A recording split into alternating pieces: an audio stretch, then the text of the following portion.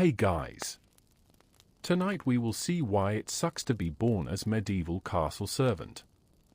Before that, take a moment to like the video and subscribe. But only you genuinely enjoy what I do here, and let me know in the comment where you tuning from and what time it is for you. It's always fascinating to see who is joining us from around the world. Before we begin tonight's journey, make yourself as comfortable as you can. Settle into your favorite sleeping position, loosen the weight of the day from your shoulders, and allow your breathing to find a slow, natural rhythm. There is nowhere you need to be for a little while, nothing you need to solve, and no task waiting for your attention. The only thing asked of you now is to listen, imagine, and let history unfold at its own gentle pace.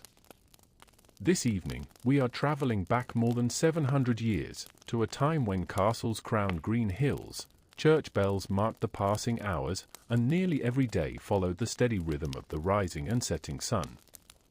It is a world lit not by electricity, but by glowing hearths, flickering candles, and the soft silver light of the moon. A world where seasons shaped every aspect of daily life, where rain on stone roofs sounded much the same as it does today, and where countless ordinary people quietly kept society moving without ever expecting their names to be remembered. Now, if you picture a medieval castle, your imagination may already be filling with soaring towers, colorful banners fluttering in the breeze, armored knights polishing their swords, noble ladies strolling through flower gardens, and grand feasts stretching across long wooden tables. It is an image that stories have lovingly painted for centuries. And to be fair, those things certainly existed. But tonight, they belong to someone else. Because tonight, you are not the lord of the castle. You are not the lady seated beside the roaring fire.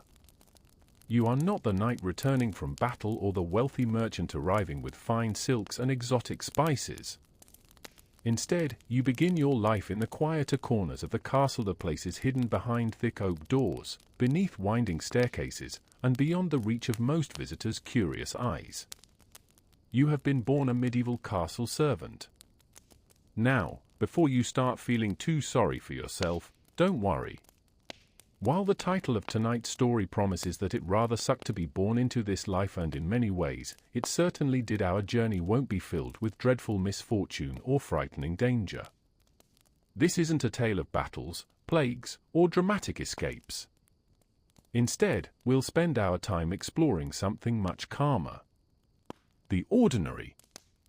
We'll discover the peaceful rhythm hidden inside hard work, the comforting routines that repeated day after day, and the surprising beauty tucked between endless chores. Sometimes history is loud enough to echo across centuries, but more often it whispers through simple moments: a loaf of fresh bread cooling on a windowsill, the gentle crackle of a kitchen fire before dawn, worn footsteps on smooth stone stairs, or the quiet satisfaction of finally sitting down after a long day's labor. Those are the moments waiting for us tonight. As with every journey into the past, it helps to leave a few modern comforts behind. Your phone doesn't exist. There are no glowing screens, no buzzing notifications, no traffic outside your window, and certainly no coffee waiting to rescue you after a short night's sleep. Instead, time moves differently here. Morning begins with the first hint of pale light creeping over distant fields.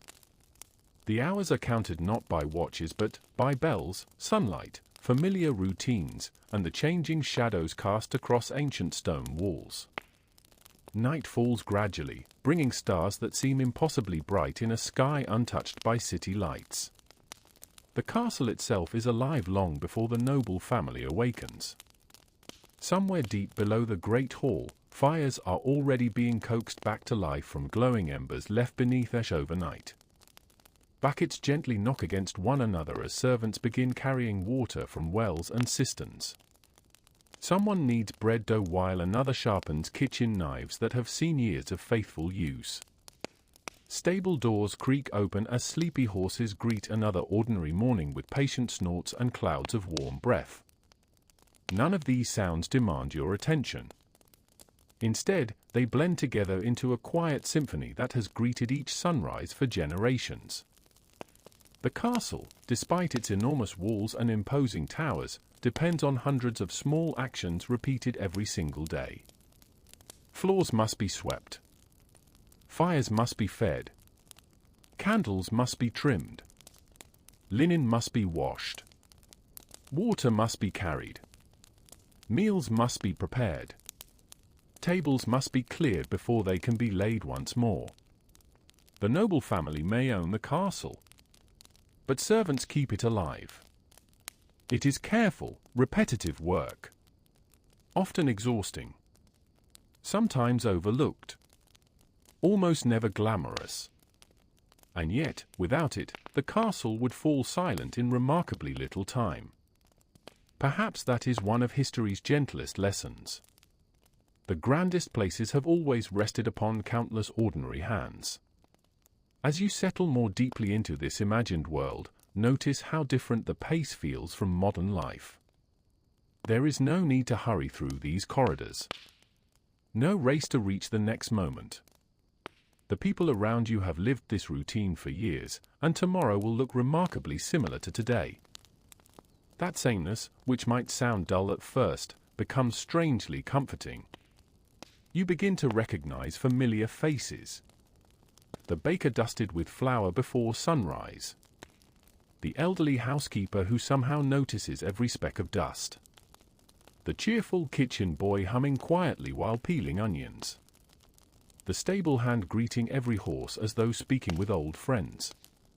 The laundress hanging fresh linen where the breeze can carry away the scent of smoke. Each person has their place. Each task has its season. Each day unfolds with reassuring familiarity. Over the course of tonight's journey, you'll wander through echoing corridors worn smooth by thousands of footsteps. You'll feel the welcome warmth of kitchens where bread rises beside glowing hearths. You'll climb narrow spiral staircases carrying candles whose tiny flames dance with every draught. You'll hear distant laughter drifting from the great hall while your own work quietly continues below. You may even discover that life inside a medieval castle was not simply a tale of endless hardship. It was also filled with companionship, routine, quiet pride, shared meals, familiar faces, and small moments of peace that rarely found their way into history books. So as the evening grows quieter around you, allow the modern world to drift gently into the distance. Imagine cool stone beneath your feet. The scent of oak smoke lingering in the air. The comforting aroma of fresh bread slowly baking. The gentle ringing of church bells somewhere beyond the castle walls.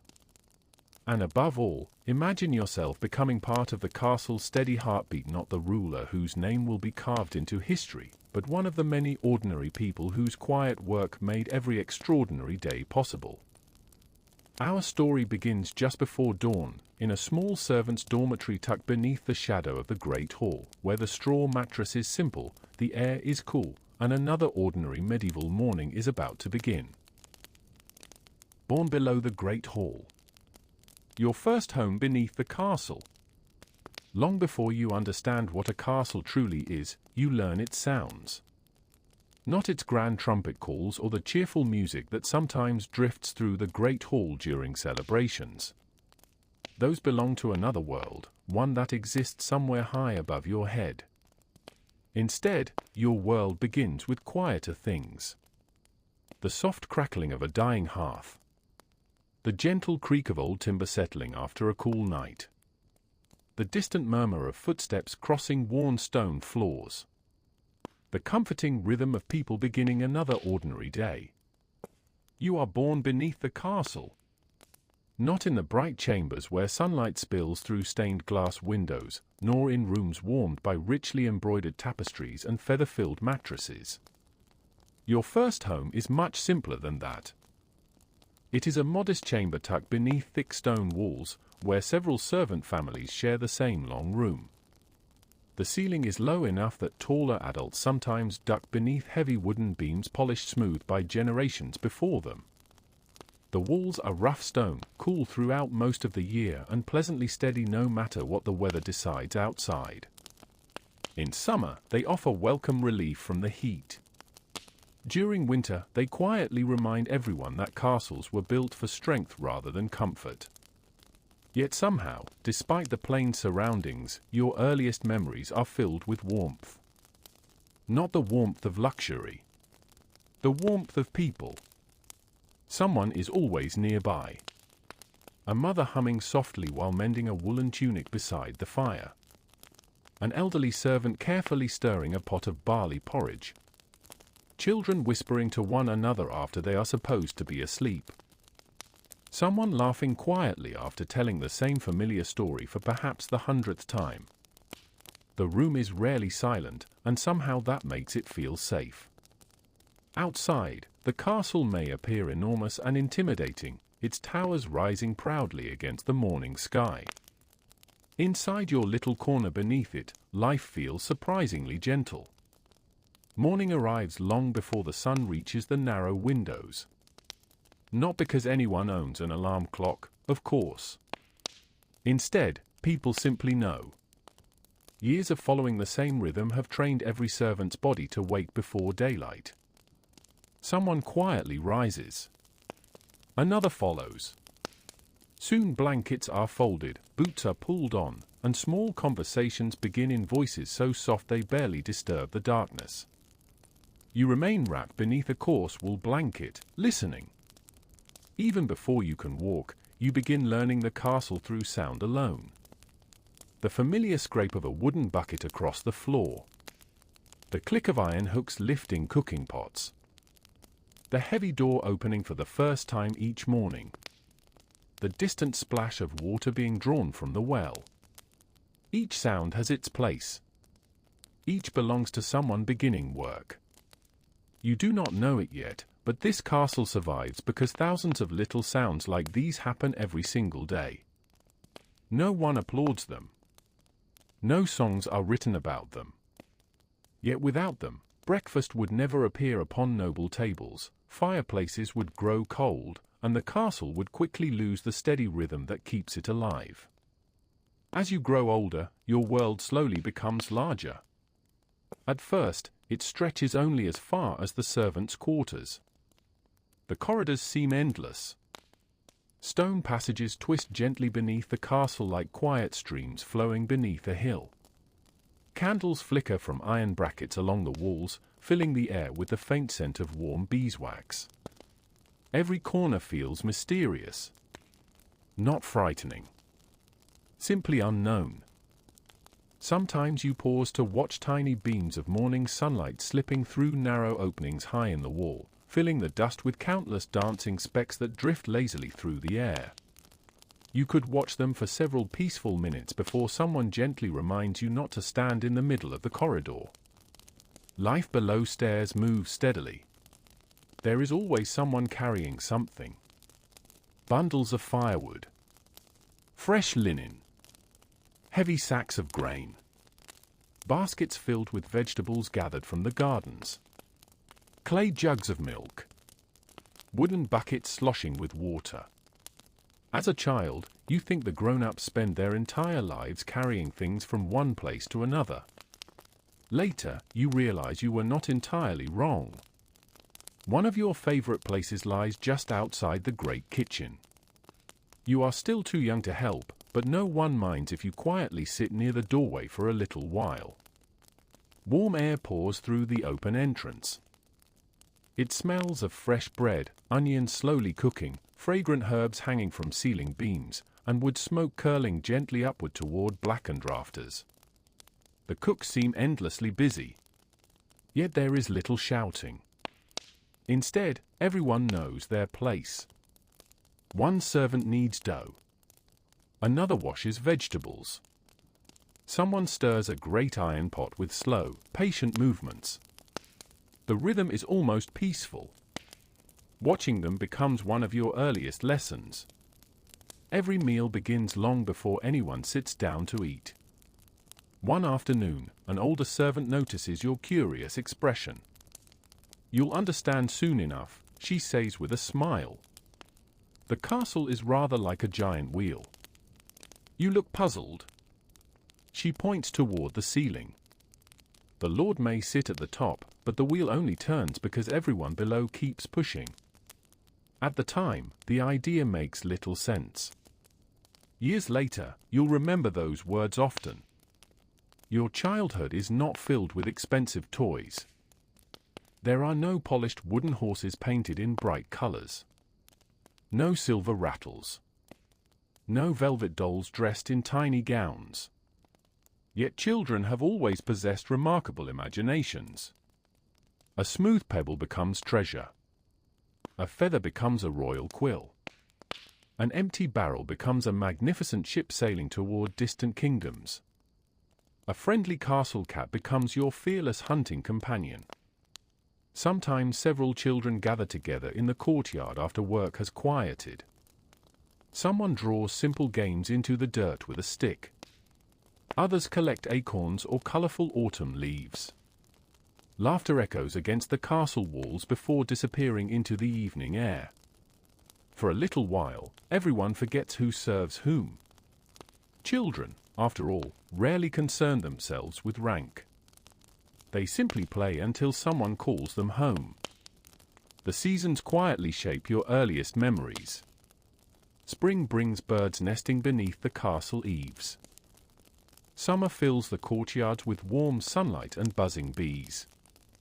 Autumn paints nearby forests in gentle shades of gold and copper. Winter wraps everything beneath soft blankets of frost while smoke curls peacefully from every chimney. The castle never truly sleeps. It merely changes its pace. Even as a child, you begin noticing these rhythms without realizing you are learning them. Every season carries familiar smells. Fresh cut hay. Warm bread. Rain upon old stone. Apple peels drying beside the hearth. Clean linen fluttering in cool autumn breezes. These scents become the quiet background of your childhood. You may not possess fine clothing or grand rooms. You may never dine beneath glittering chandeliers. But you know every hidden staircase. Every warm corner beside the kitchens. Every friendly face among the servants. Every shortcut beneath the castle. In many ways, this great fortress feels less like a palace and more like a small village gathered beneath one enormous roof. Of course, life is not easy. Everyone works hard. Hands grow rough. Boots wear thin. The days begin early and end only when every task has finally been completed. That, perhaps, is why the little moments matter so much. A warm bowl of porridge after a cold morning. A smile from the baker. The scent of fresh bread filling the corridor. The laughter of children chasing one another across the courtyard. A quiet evening beside the fire while rain taps softly against the shutters. These simple comforts become treasures. You are too young to understand that some people might one day describe your life as difficult. To you, it is simply home. The castle stretches above like a great stone mountain. Its towers touch the clouds. Its banners dance with the wind. Its bells greet each new day. And beneath it all, tucked quietly below the great hall, your own story has only just begun. The years pass so gently that you hardly notice them. The swallows return beneath the castle eaves each spring, the herb garden fills with fragrance during summer, leaves gather in golden drifts every autumn, and winter wraps the great stone walls in a silence softened by smoke curling from dozens of chimneys. As you grow a little taller, something changes. No one announces it. There is no ceremony, no proud speech, and certainly no grand feast. One morning, an older servant simply places a small wooden basket into your hands. "I think you're ready to help," she says with a warm smile. The basket is surprisingly light. Inside rests nothing more than a few folded cloths and a small broom made from tightly bound twigs. You look down at them with quiet curiosity. This, it seems, is the beginning of your working life. Fortunately for you, no one expects perfection. At first, your duties are wonderfully small. You gather kindling that has fallen beside the woodshed. You carry fresh herbs from the castle garden to the kitchens, taking care not to bruise their delicate leaves. Sometimes you collect eggs from the hen scratching happily near the outer wall, always moving slowly enough that neither you nor the chickens become too startled. The tasks are simple, but every grown servant thanks you as though you have accomplished something important. That surprises you. Surely carrying a handful of rosemary cannot matter very much. Yet each bundle of herbs finds its way into a pot of soup. Each basket of eggs becomes part of tomorrow's breakfast. Each armful of kindling helps keep a hearth burning through the cool evening. Little by little, you begin to understand what the older servant meant when she spoke of the great wheel. Every small task keeps it turning. The castle itself is a place of endless movement, though never hurried in the way a modern city might seem. Instead, everything follows a familiar order. Each morning begins with nearly the same sequence. The kitchen fires are stirred awake. Water is drawn from the well. Bread dough is kneaded. Animals are fed. Floors are swept.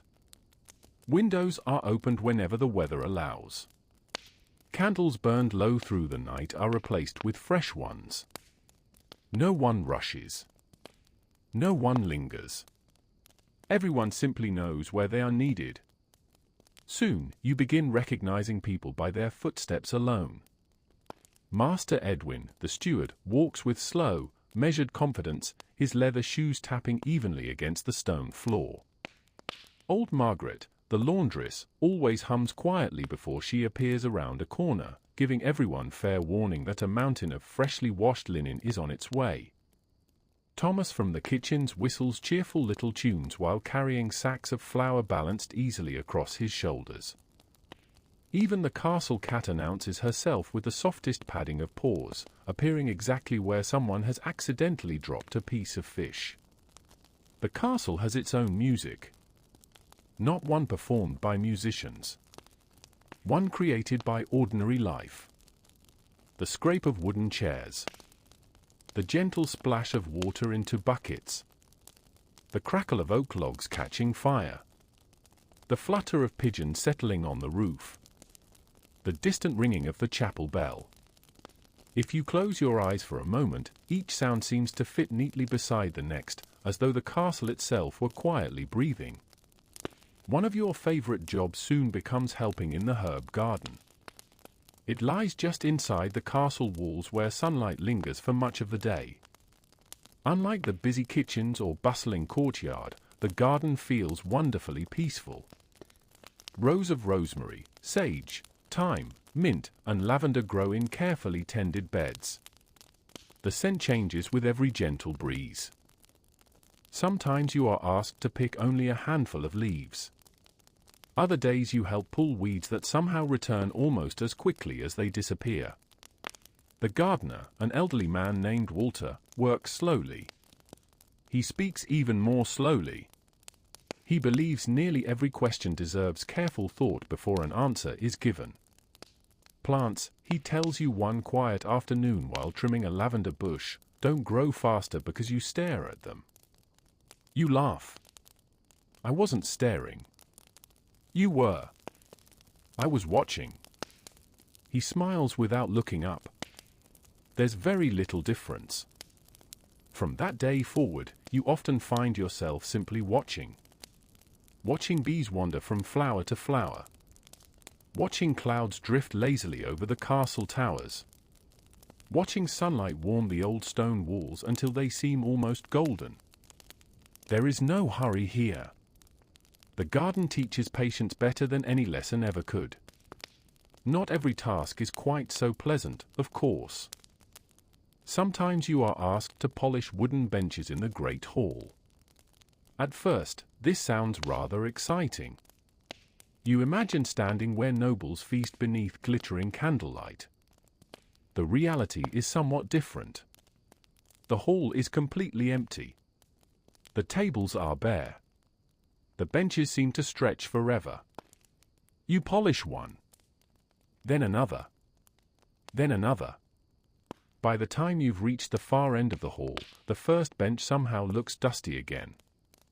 You begin to suspect that wooden furniture enjoys collecting dust simply to keep servants occupied. Still, there is something peaceful about the work. The afternoon light pours through tall windows, painting bright rectangles across the floor. Tiny particles of dust float lazily through the beams of sunlight, sparkling like countless tiny stars. Outside, swallows dart gracefully through the warm air. Inside, the hall rests quietly, waiting for evening. Occasionally, you pause to admire the magnificent timber roof high overhead. The great oak beams have supported the castle for generations. How many servants, you wonder, have stood exactly where you stand now? Hundreds?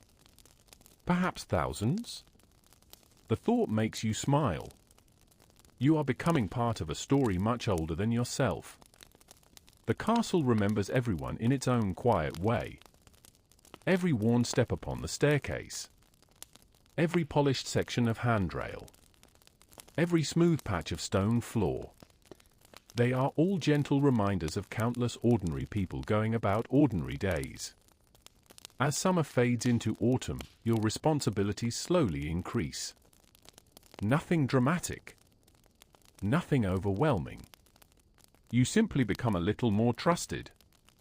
Someone asks you to carry messages from the kitchen to the bakery. Another servant allows you to help arrange freshly baked loaves onto wooden shelves. The baker even teaches you how to tell when bread is ready simply by tapping its crust with your knuckles. It should sound hollow, he explains. You tap one loaf much too enthusiastically. The loaf tumbles from the shelf. For one dreadful moment, you fear disaster. The baker looks down at it.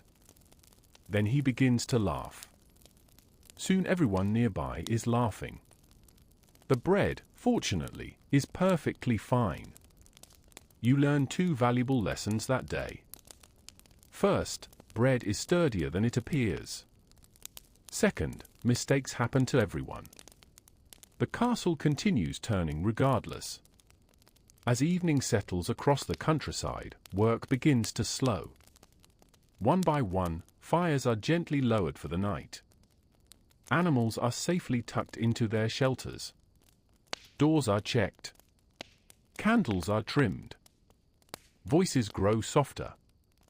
You sometimes step into the courtyard before returning below stairs. The sky above the castle deepens into rich shades of violet and blue. The first stars begin appearing one after another. From somewhere beyond the walls comes the distant sound of an owl greeting the evening. You take a long, quiet breath. Tomorrow will look remarkably like today. The same bells. The same corridors. The same familiar faces. The same comforting rhythm.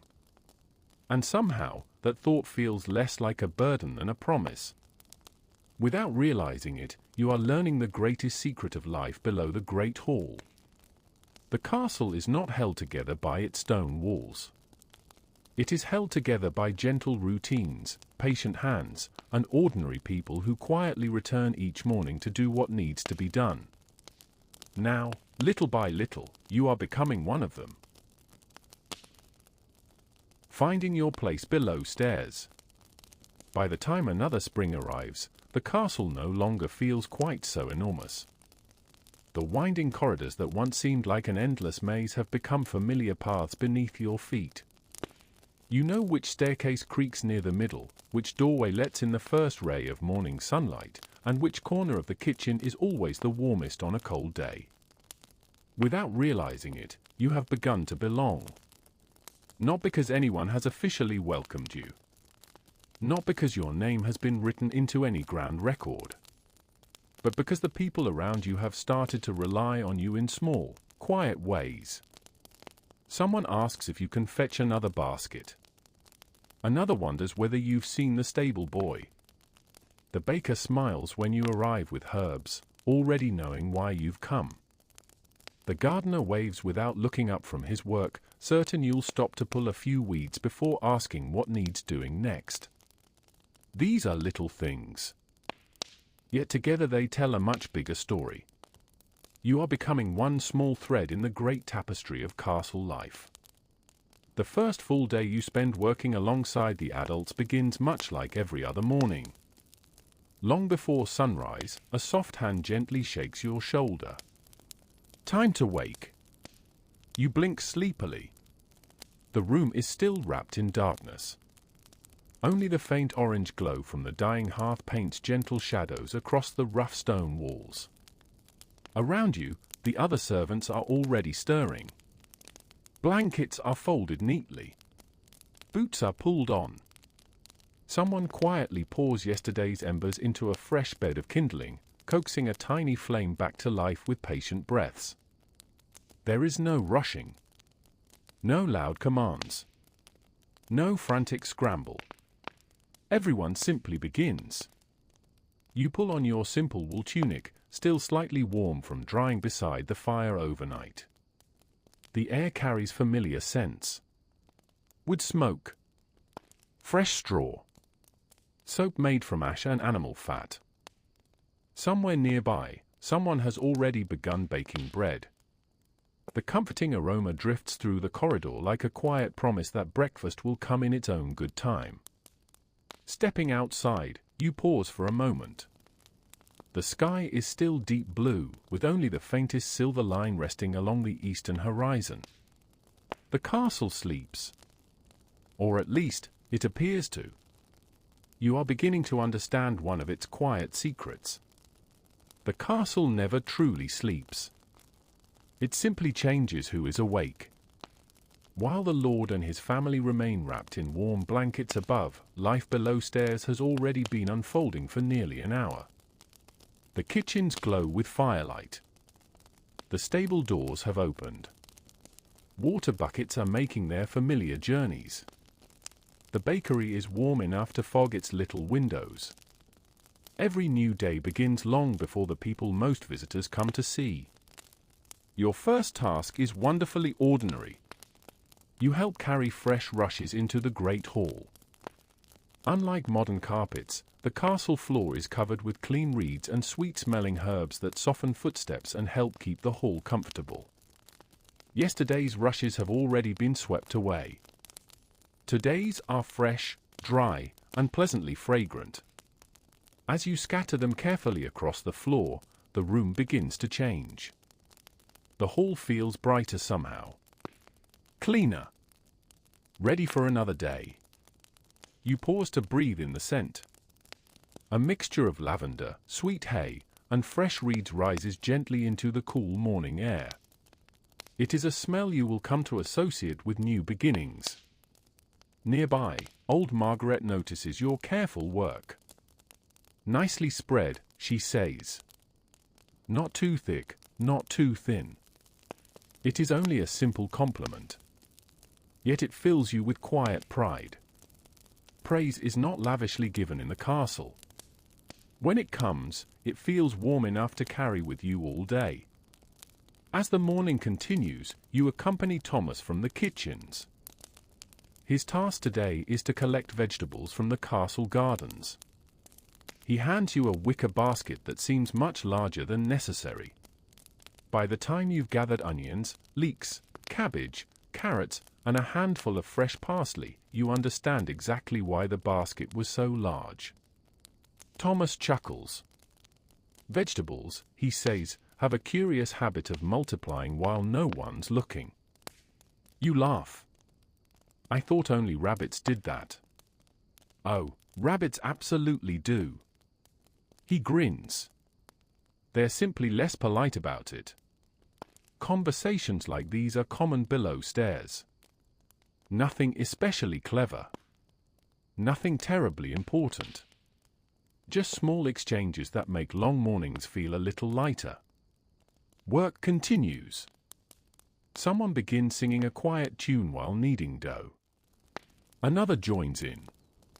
Before long, 3 or 4 voices weave gently together. No one performs for an audience. The songs simply help the hours pass. Most are old enough that no one remembers who first composed them. They speak of changing seasons, peaceful rivers, returning swallows, and fields ready for harvest. Simple songs for simple days. By midday, sunlight pours through the narrow windows, warming patches of the stone floor. The castle feels different now. Awake. Footsteps echo more frequently. Messengers come and go. Visitors arrive through the gatehouse. The sounds of horses drift in from the courtyard. Somewhere high above, laughter briefly escapes from an open window before disappearing into the spring breeze. Life unfolds all around you. Yet despite its size, the castle never feels chaotic. It has a rhythm. Almost like breathing. Busy. Quiet. Busy again. Then calm once more. When the midday meal finally arrives, the servants gather in their own hall. The food is simple. A hearty pottage filled with barley and vegetables. Fresh bread still warm from the oven. A small piece of cheese shared among friends. Cool water drawn that morning. No silver plates. No golden goblets. No musicians. Yet the room is filled with cheerful conversation. People exchange stories about stubborn chickens, mischievous goats, children learning their letters, and weather that stubbornly refuses to match the season. Someone tells a joke you've already heard twice this week. Everyone laughs anyway. Perhaps the joke is not especially funny. Or perhaps familiar jokes are comforting in their own way. After the meal, there is a brief moment of stillness. Not long enough to be called a rest. Just a quiet pause before the afternoon begins. You sit near the open doorway. Warm sunlight reaches your boots. A gentle breeze carries the scent of blooming apple trees from the orchard beyond the walls. Above, white clouds drift lazily across an endless blue sky. For a few peaceful minutes, no one asks anything of you. You simply exist. And that feels surprisingly wonderful. As the afternoon slowly slips toward evening, your work grows lighter. The busiest hours have passed. The castle settles into a calmer rhythm. You help return empty baskets to the pantry. You fold clean linen alongside old Margaret, who somehow transforms every untidy pile into perfect squares with astonishing speed. She notices you trying to copy her. Don't fight the cloth, she says kindly. Let it find its own fold. You smile. It seems everything in the castle comes with gentle wisdom. The gardener teaches patience. The baker teaches care. Thomas teaches cheerfulness. Old Margaret teaches that even linen prefers to cooperate rather than be forced. Perhaps, you think, castles are full of teachers. Most simply don't realize they are teaching. Evening arrives almost unnoticed. Golden sunlight stretches across the courtyard before slowly climbing the ancient stone walls. The day's final chores are completed one by one. Buckets are stacked. Doors are fastened. Fires are settled for the night. Candles flicker to life along the corridors. The castle grows quieter. Standing beneath the open sky, you look up toward the great towers rising high above. From here, they seem almost endless. Visitors who pass through the gates often admire those towers. They marvel at the mighty walls, the noble banners, and the impressive strength of the fortress. Very few think about the hundreds of ordinary people who quietly make such grandeur possible. But you do. Because now you are one of them. You are still young. Your hands are still small. There is much left to learn. One day you'll rise before dawn without needing to be awakened. One day you'll know every room, every passage, every familiar face. One day newcomers will look to you for guidance, just as you now look to others. That day is still far away. For now, it is enough simply to belong. As darkness settles gently over the castle, church bells ring softly across the countryside. Their echoes drift over fields, through orchards, and across the old stone walls before fading into the evening air. One by one, stars appear above the sleeping world. You make your way back below the great hall, where the warmth of the hearth welcomes you once more. Tomorrow will bring another early morning. Another basket to carry. Another floor to sweep. Another loaf of bread to smell as it bakes. Another quiet conversation with familiar friends. It may sound ordinary. It may even sound repetitive. But beneath these ancient stones, ordinary is its own kind of comfort. And as you settle onto your straw mattress, wrapped beneath your well-worn wool blanket, listening to the gentle crackle of the fading fire and the distant whisper of the night wind beyond the castle walls, you drift toward sleep with a quiet certainty. You have found your place. Not in the grand hall above. Not in the songs of kings or the pages of history. But here, below the stairs, among kind faces, steady hands, and the peaceful rhythm of a castle that could never stand without people like you. Before the sun rises. Waking the castle. Morning returns so gently that, for a moment, it feels as though the night never truly ended.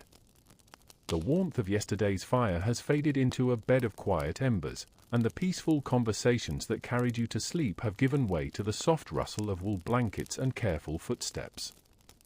Around you, familiar faces begin another day with practiced ease. No one seems hurried. No one speaks above a whisper. After all, the castle is still asleep. Well, most of it is. As you sit up on your straw mattress and stretch away the last traces of sleep, you realize that this early hour belongs to the servants alone. Above your head, beyond thick oak beams and sturdy stone floors, the Lord and his family remain comfortably tucked beneath warm blankets. The great hall is empty. The corridors are silent. Even the banners hanging from the towers outside barely stir in the cool morning air. For a little while, the castle belongs to those who keep it alive. You pull on your simple wool tunic, now comfortably familiar after countless mornings, and lace your well-worn boots. Beside the hearth, the oldest servant in the dormitory is already coaxing yesterday's embers back to life. He doesn't rush. There is no need. Every good fire, he says softly, noticing your curious glance, would rather be persuaded than commanded. He gently brushes aside a layer of pale ash with an iron poker. Hidden beneath it, tiny orange embers glow patiently, as though they had simply been waiting for someone to notice them. You kneel beside him, placing a handful of dry twigs over the glowing coals. Together, you blow softly. At first, nothing happens. Then comes the faintest curl of smoke. A tiny flame appears. Another follows.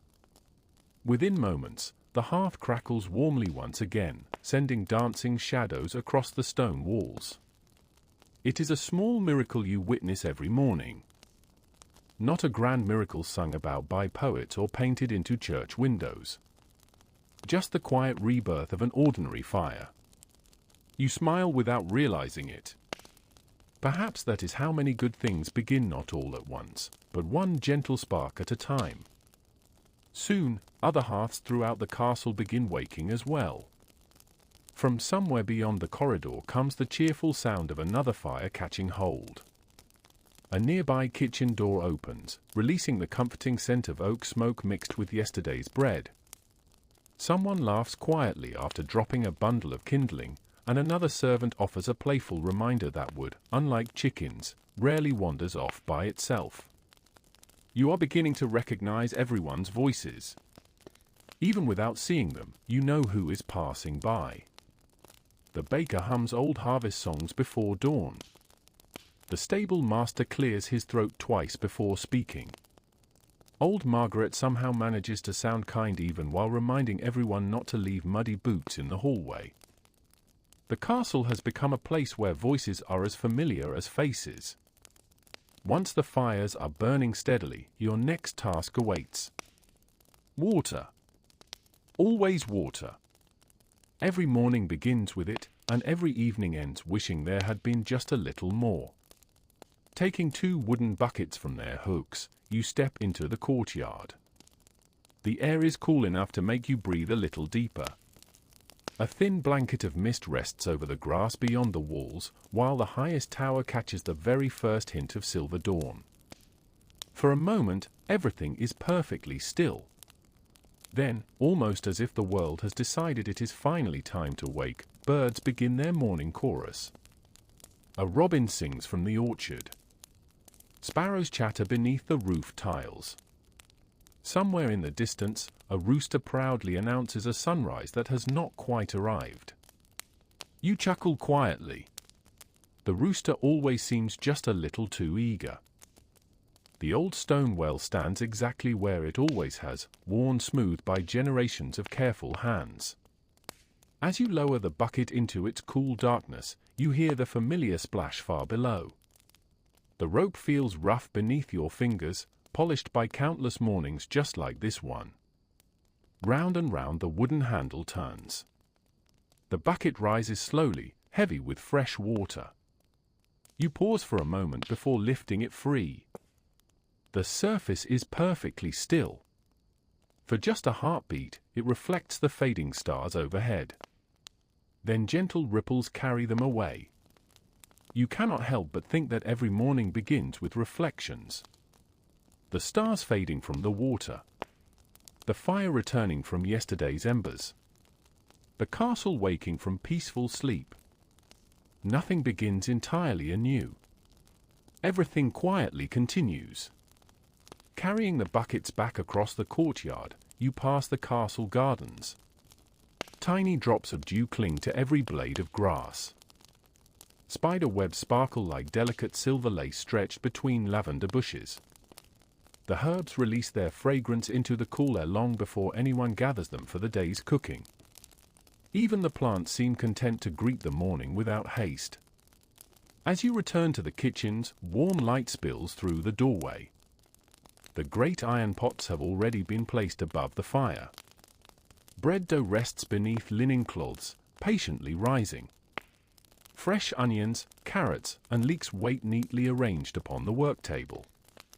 The kitchen is awake. Soon the rest of the castle will follow. But for these few precious moments before sunrise, you and the other servants share a quiet secret. Every noble breakfast, every roaring fireplace, every polished table, every warm bath, and every welcoming room begins here with gentle hands, steady routines, and ordinary people working together while the world still dreams. As the first golden ray of sunlight finally touches the highest tower, the castle slowly opens its eyes. And so, without fanfare or applause, another peaceful day quietly begins. As the castle slowly awakens, the first light of morning now rests gently upon the highest stones of the castle, though much of the courtyard still lingers in cool shadow. The day has officially begun, but only just.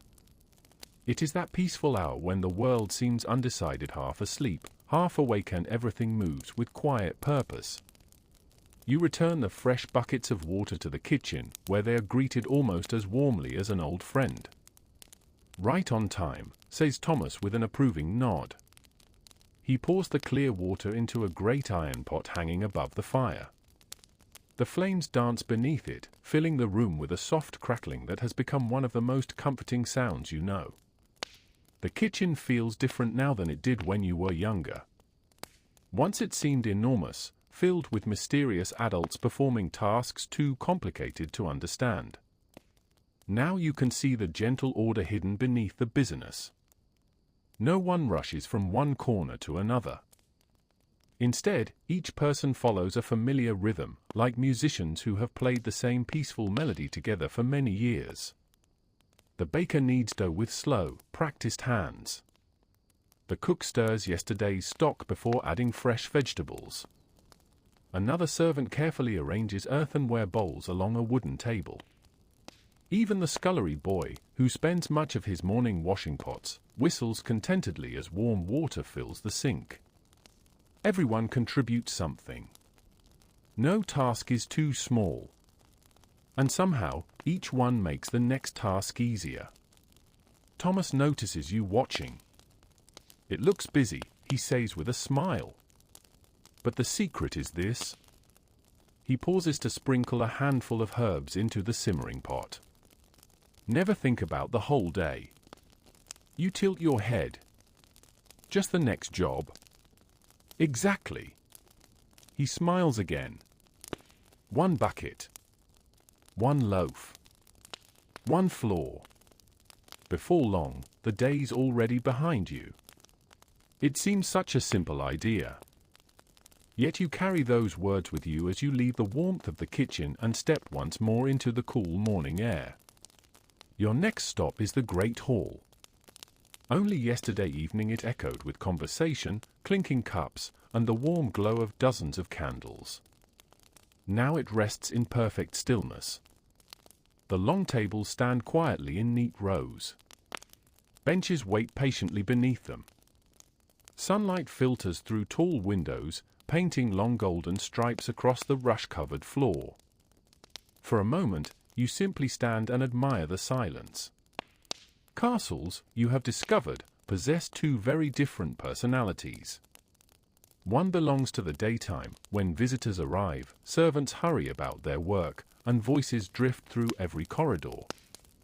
The other exists during these peaceful early hours. Then, even the grandest room feels almost like a church. Still. Gentle. Full of quiet expectation.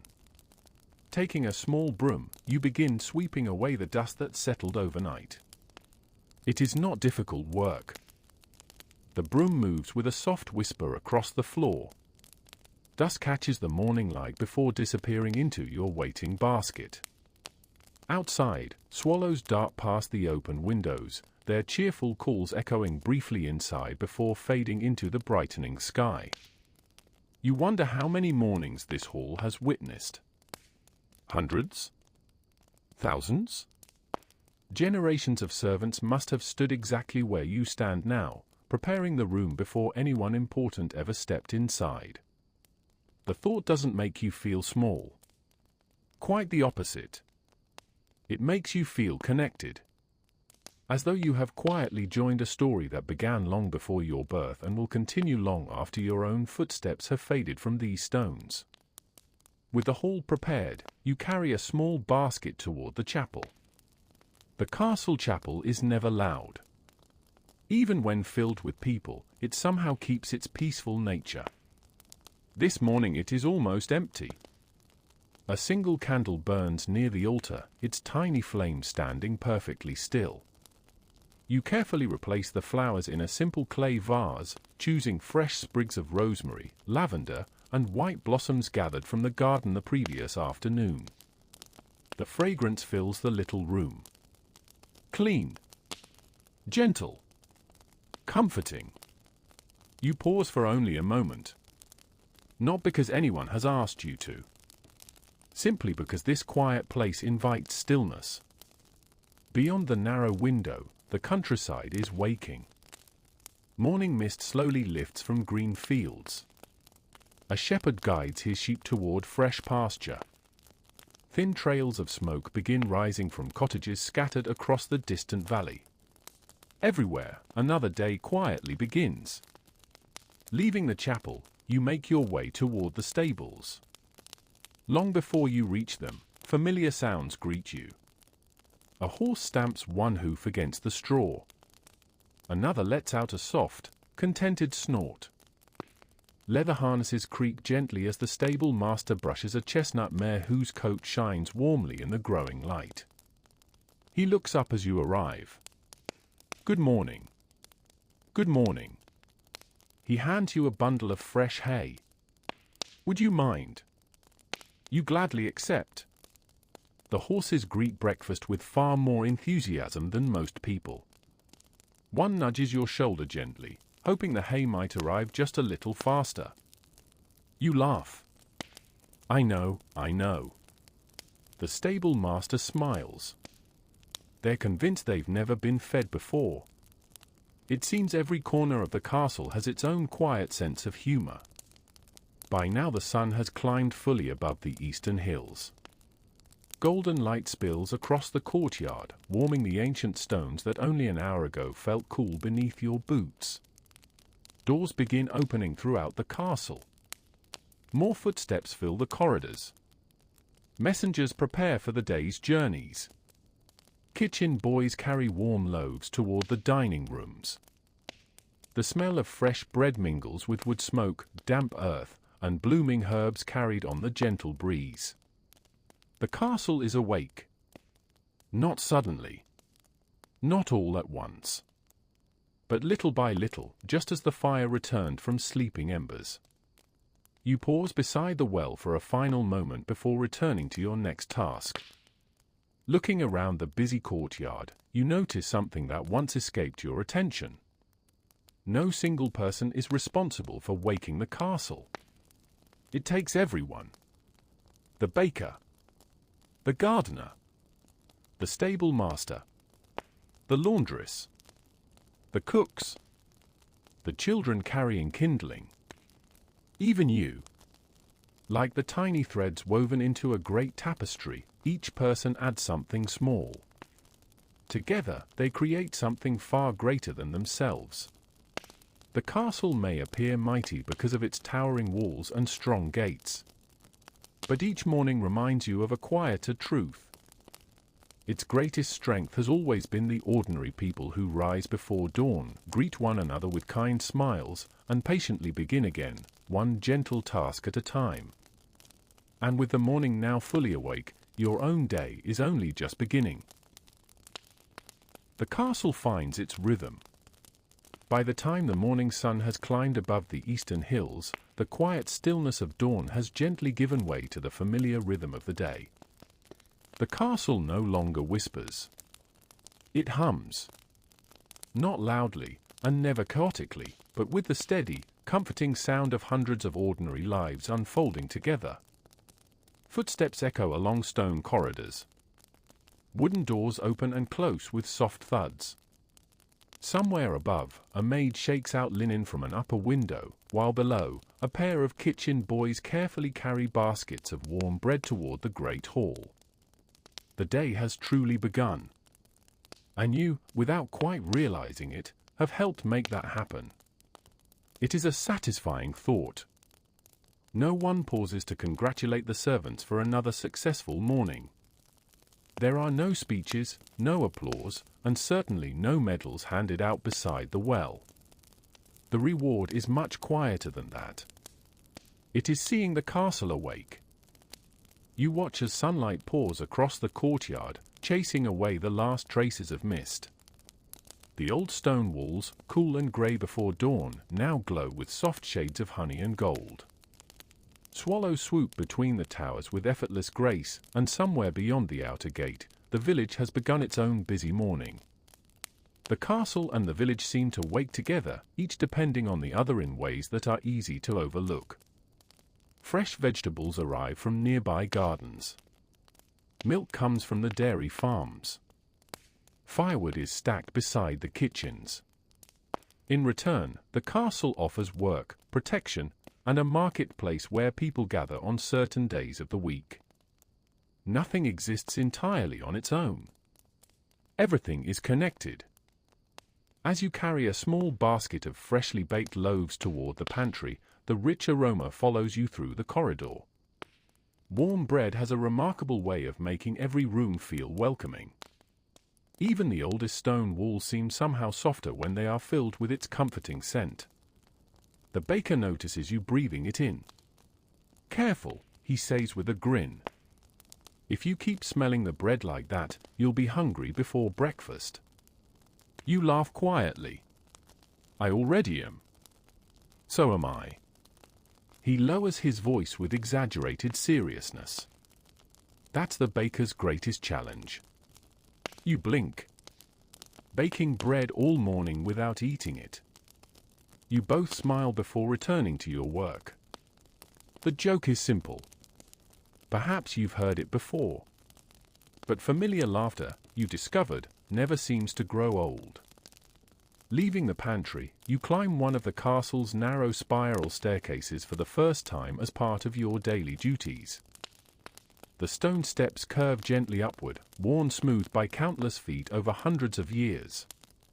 Running your hand lightly along the central pillar, you cannot help wondering how many servants, guards, messengers, and visitors have climbed these same stairs before you. Thousands, surely.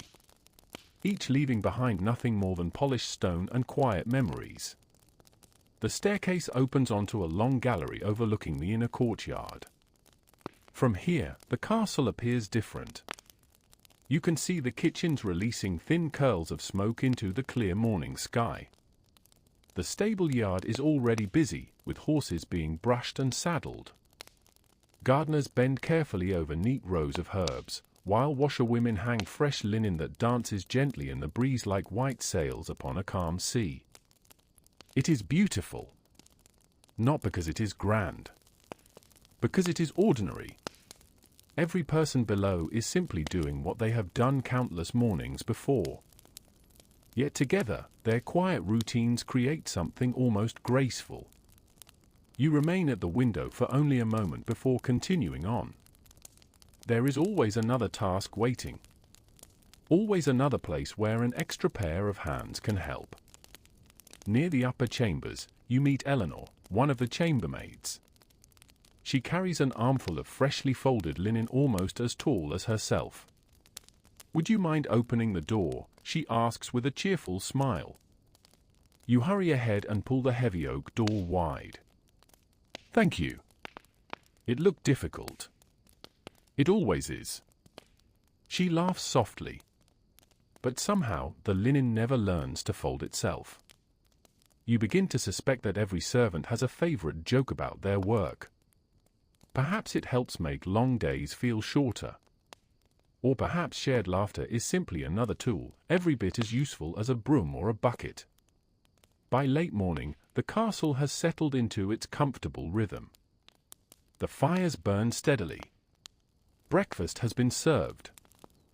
Visitors begin arriving through the gatehouse, their horses' hooves clattering gently across the cobblestones before fading into quieter footsteps within the walls. From somewhere deep inside the castle comes the faint melody of a lute, played so softly that it drifts through the corridors like a passing breeze. The music reminds you that while your work continues below stairs, life unfolds in many different ways above them. And somehow, that no longer troubles you.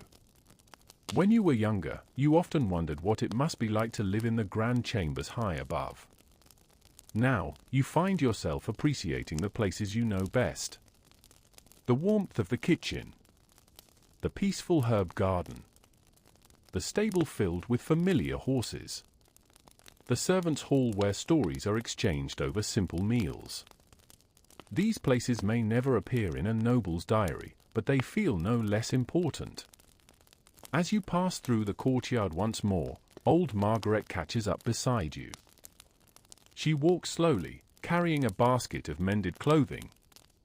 "You've been watching everything," she says. You smile. "I suppose I have." She nods thoughtfully. "That's a good habit." You wait for her to continue. Most people only notice the castle when something goes wrong. She gestures around the busy courtyard. But the finest mornings are the ones where everything simply works. You look around. The baker waves to the gardener. A stable boy leads a calm grey horse toward the gate. Children carry kindling that seems almost too large for their small arms, laughing all the while. Smoke rises gently from the chimneys. Church bells ring somewhere beyond the walls, marking another peaceful hour. Nothing remarkable is happening. And perhaps that is exactly the point. The castle is not alive because of grand feasts or royal ceremonies. It is alive because hundreds of ordinary moments fit together as perfectly as stones in the castle wall. As the bells fade into the clear morning air, you take a slow, contented breath. The sun is now high enough to warm the courtyard completely. Your morning's work is finished. Soon, new tasks will call you elsewhere within the castle. But for this brief moment, standing beneath the bright sky and surrounded by familiar faces, you understand something you could never have known as a child. It may have truly sucked to be born as a medieval castle servant. The work is long. The mornings begin before the stars have disappeared. Your hands are rarely clean, and your boots are never new. Yet beneath the weight of every chore lies something quietly comforting, a life shaped by purpose, companionship, and the gentle certainty that tomorrow's dawn will begin much the same as today's. And somehow, that simple rhythm makes even the hardest work feel a little lighter, as another peaceful day inside the castle continues to unfold. The endless chores. One bucket at a time. By the time the morning bells finish their gentle song, the castle has fully awakened. The quiet magic of dawn has slipped gracefully into the steady rhythm of daylight. Sunlight now spills across the inner courtyard, warming the ancient stone walls that only a short while ago were cool beneath your hands. The smell of fresh bread still lingers in the air, mingling with wood smoke, damp earth, and the faint sweetness of lavender growing beside the garden path. You pause for just a moment beside the old well. Not because there is nothing to do. Quite the opposite. There is always something to do. That, you are beginning to understand, is simply the nature of life below stairs. The castle is rather like a living creature. It breathes through its chimneys, drinks through its wells, eats from its kitchens, and walks upon thousands of busy feet.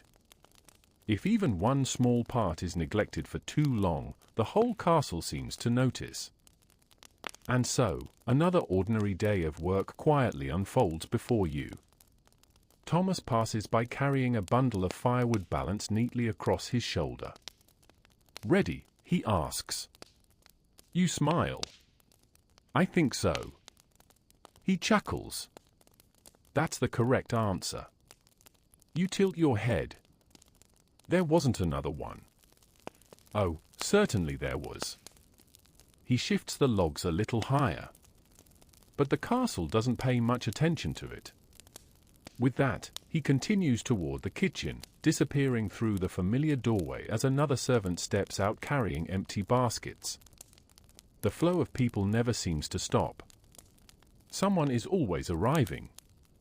Someone is always leaving. Like the gentle current of a river, the movement never feels hurried. It simply continues. Your first task today is one you already know well. Water. The castle, despite its mighty towers and thick defensive walls, remains wonderfully dependent upon buckets. Every meal begins with water. Every loaf of bread requires it. Every pot must be washed. Every floor must occasionally be scrubbed. Every thirsty horse waits patiently for it. It is difficult to imagine just how much water an entire castle uses until you begin helping carry it yourself. You lower the wooden bucket into the well. The familiar splash echoes softly from below. Turning the great wooden handle has become almost second nature now. Round and round. The rope tightens. The bucket rises. The motion is steady, almost soothing. You find yourself matching your breathing to the slow rhythm of the wheel. There is no prize for lifting the bucket quickly. In fact, moving too fast usually ends with cold water splashing across your boots. Experience has taught you that patience keeps both your feet and your dignity considerably drier. By the time you fill your second bucket, the courtyard has become busier. A pair of chickens wander confidently across the cobblestones, entirely unconcerned by the bustling servants around them. One pauses to inspect your boot with great seriousness before deciding it is, unfortunately, not edible. You laugh quietly to yourself. The castle cats may consider themselves the true rulers of the household, but the chickens behave as though they own the courtyard. Balancing the buckets carefully, you begin the familiar walk toward the kitchens. The water sways gently with each step. At first, when you began this work, every journey felt like a test of balance. Now your feet seem to know exactly how fast to walk. Not too quickly. Not too slowly. Just enough to keep the water calm. As you pass through the stone corridor, you notice the floor beneath your boots. Hundreds of years of footsteps have worn the center smooth. Knights have walked here. Lords and ladies have walked here. Messengers, merchants, priests, children, and servants beyond counting have all followed this same path. For a brief moment, you imagine the countless buckets that must have traveled these corridors before yours. Enough to fill a lake, perhaps. The thought makes you smile. History, you realize, is often carried one bucket at a time. Inside the kitchen, the morning meal has given way to preparation for the next one. Great pots simmer gently above the fire. Bundles of onions hang from heavy beams overhead. Fresh herbs wait neatly arranged upon the work table, filling the room with the scents of thyme, sage, and rosemary. The head cook accepts your buckets with a grateful nod. Perfect timing. You glance toward the nearly empty barrel beside the hearth. It looks like you needed it. We always need it, she replies with a smile. That's the funny thing about water. She pauses while pouring it into a great iron pot. No matter how much you carry today. She looks at you knowingly. Tomorrow we'll need just as much again. You cannot help laughing. It is wonderfully true. Many castle chores are never truly finished. Floors become dusty again. Fires burn down. Bread is eaten. Candles melt away. Water barrels empty. For a moment, that sounds exhausting. Then, as you stand listening to the gentle bubbling of the soup pot and the cheerful crackle of oak logs in the hearth, another thought quietly arrives. Perhaps repetition is not the enemy. Perhaps it is simply the rhythm of caring for a place that people call home. You step back into the bright courtyard, where another pair of empty buckets waits patiently beside the well. The castle, it seems, is ready for you once more. And without a sigh or complaint, you lift the wooden handles, smile to yourself, and begin another peaceful journey one bucket at a time. The castle is never truly finished. As you leave the kitchen, the empty buckets are soon replaced by a different set of tools. A broom of bound birch twigs. A wooden dustpan. A folded linen cloth. None of them appear especially impressive. A knight may carry a polished sword, and a lord may wear a heavy ring of gold, but down here below stairs, these are the tools that quietly keep the castle standing in comfort. You sling the broom over your shoulder and make your way toward the great hall once again. By now, the hall is no longer empty. Breakfast has come and gone, and the noble family has moved on to the business of the day. A few servants are already clearing away wooden trenchers, collecting drinking cups, and folding long tablecloths with practiced hands. The cheerful sounds of conversation have faded, leaving behind only the pleasant echoes of ordinary work. Sunlight streams through the tall windows, catching tiny specks of dust that drift lazily through the air. You pause for a moment to admire them. They seem almost determined to dance rather than settle. Old Margaret notices your gaze and smiles. Dust is a patient visitor. You glance toward her. It always comes back. It does. She gives the edge of a table one final wipe with her cloth. And that's perfectly all right. You look puzzled. She continues in her gentle voice. If the dust returns, it simply means people are living here. The thought stays with you. Perhaps a perfectly spotless castle would also be an empty one. You begin sweeping, guiding the broom across the smooth stone floor with slow, even strokes. The soft whisper of twigs against the rushes is oddly comforting. There is no need to hurry. The dust has waited all morning. It can surely wait another few moments while you do the job properly. At first, you imagined sweeping would be terribly dull. Instead, you have discovered that it gives your mind room to wander. You notice details that busy people often overlook. The grain of the ancient oak tables. The tiny marks left by generations of wooden benches being pulled in and out. The way sunlight slowly travels across the floor as the morning grows older. Even the banners hanging high above seem to sway ever so slightly whenever a cool breeze slips through the windows. The castle is constantly changing. Not dramatically. Just enough to remind you that time is always moving. By the time the hall is clean, another task is already waiting. The steward appears carrying a small bundle of beeswax candles. Would you place these in the chapel? You gladly accept them. The candles smell faintly of warm honey, their smooth golden surfaces catching the light as you carry them through the quiet corridor. The castle chapel welcomes you with its familiar stillness. The morning prayers have long since ended, leaving only peaceful silence behind. You carefully replace the candles one by one, trimming the old wicks before setting fresh ones into simple iron holders. When you finish, you strike a flint. A tiny spark appears. Then another.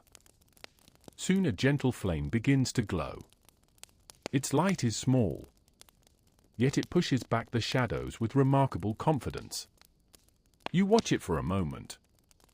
It reminds you of the kitchen fire waking from yesterday's embers. So many things inside the castle depend upon small beginnings. One spark. One bucket. One loaf. One careful pair of hands. Leaving the chapel, you find yourself walking through one of the quieter passages beneath the castle. These corridors rarely appear in stories. Visitors admire towers and gatehouses. Minstrels sing about great halls. Very few people ever speak of the narrow service passages that connect everything together. And yet, without them, the castle could hardly function. Servants move silently through these familiar routes, carrying food, clean linen, messages, and supplies from one place to another. You know nearly every turn now. Every worn staircase. Every heavy oak door. Every little window that lets a narrow beam of sunlight fall across the floor. Somehow, these hidden places have become your favorite. There is comfort in knowing the castle from the inside rather than simply admiring it from afar. As you round a corner, you hear a cheerful whistle.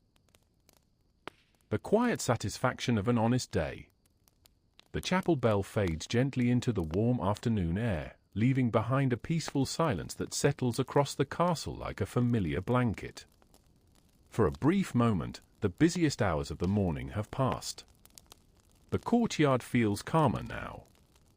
Sunlight rests comfortably on the ancient stone walls, and a soft breeze carries the scent of herbs from the garden mixed with the comforting aroma of bread still baking in the kitchens.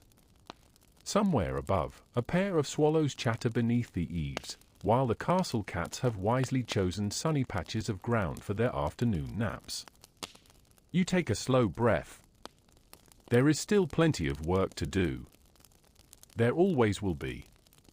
Yet the castle itself seems content, as though quietly thanking everyone who helped it greet another day.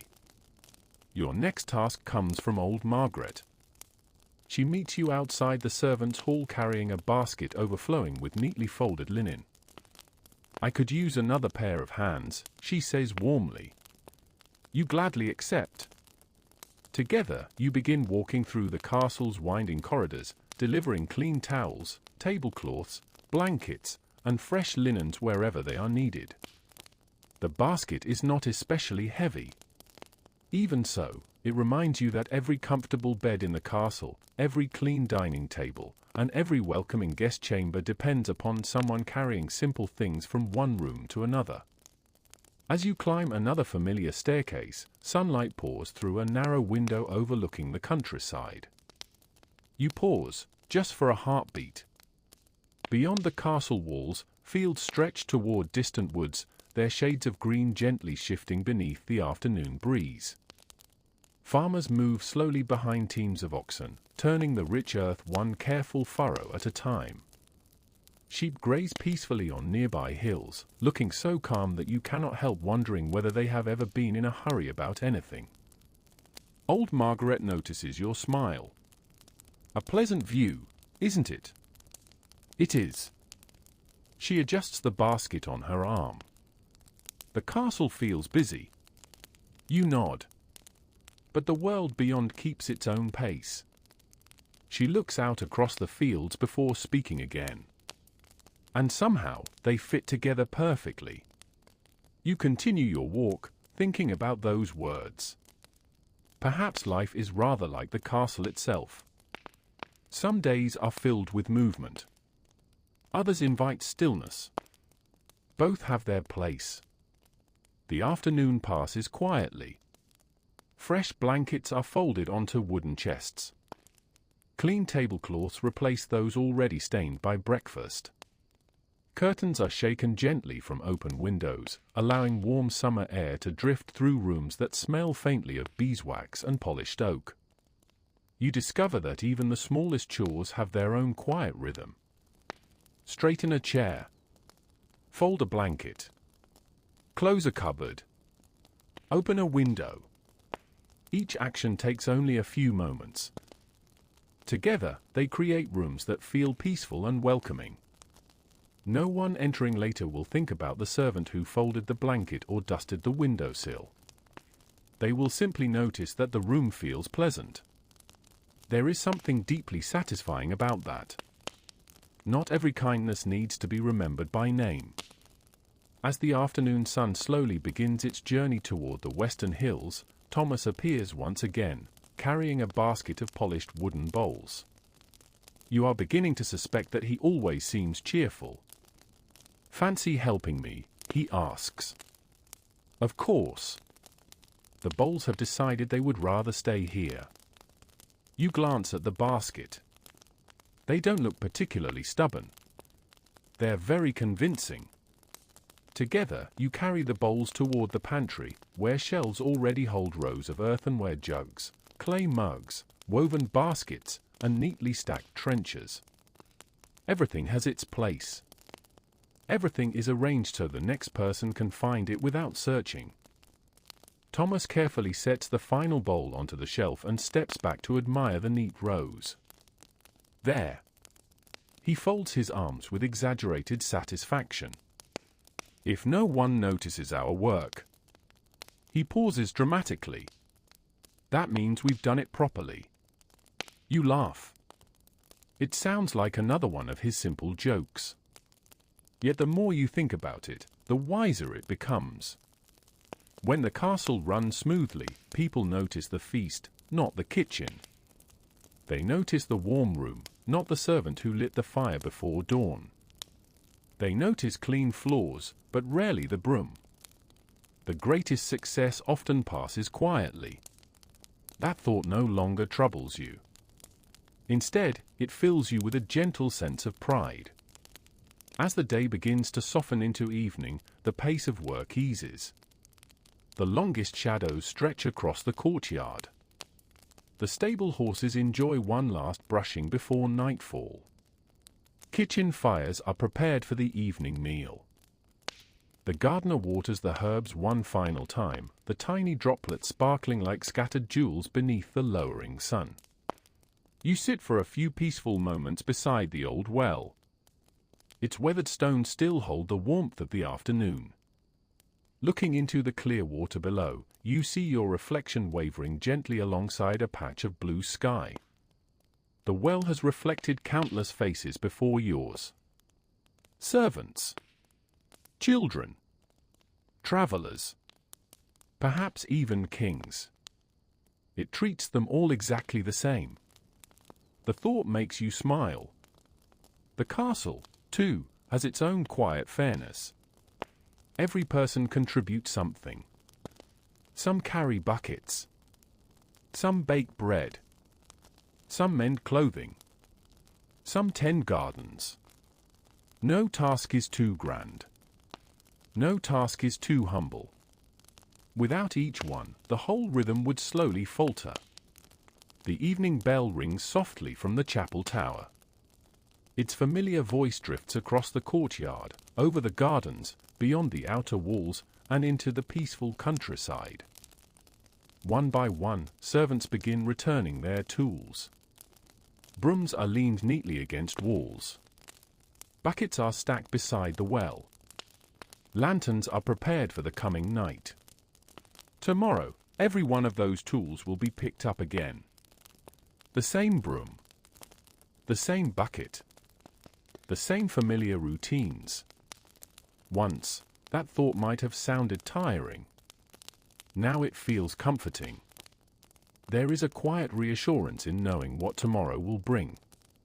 You rise from the edge of the well and make your way back toward the warmth of the servants' hall. The castle behind you glows softly in the golden light of the setting sun. Its towers stand proudly against the evening sky, just as they have for generations.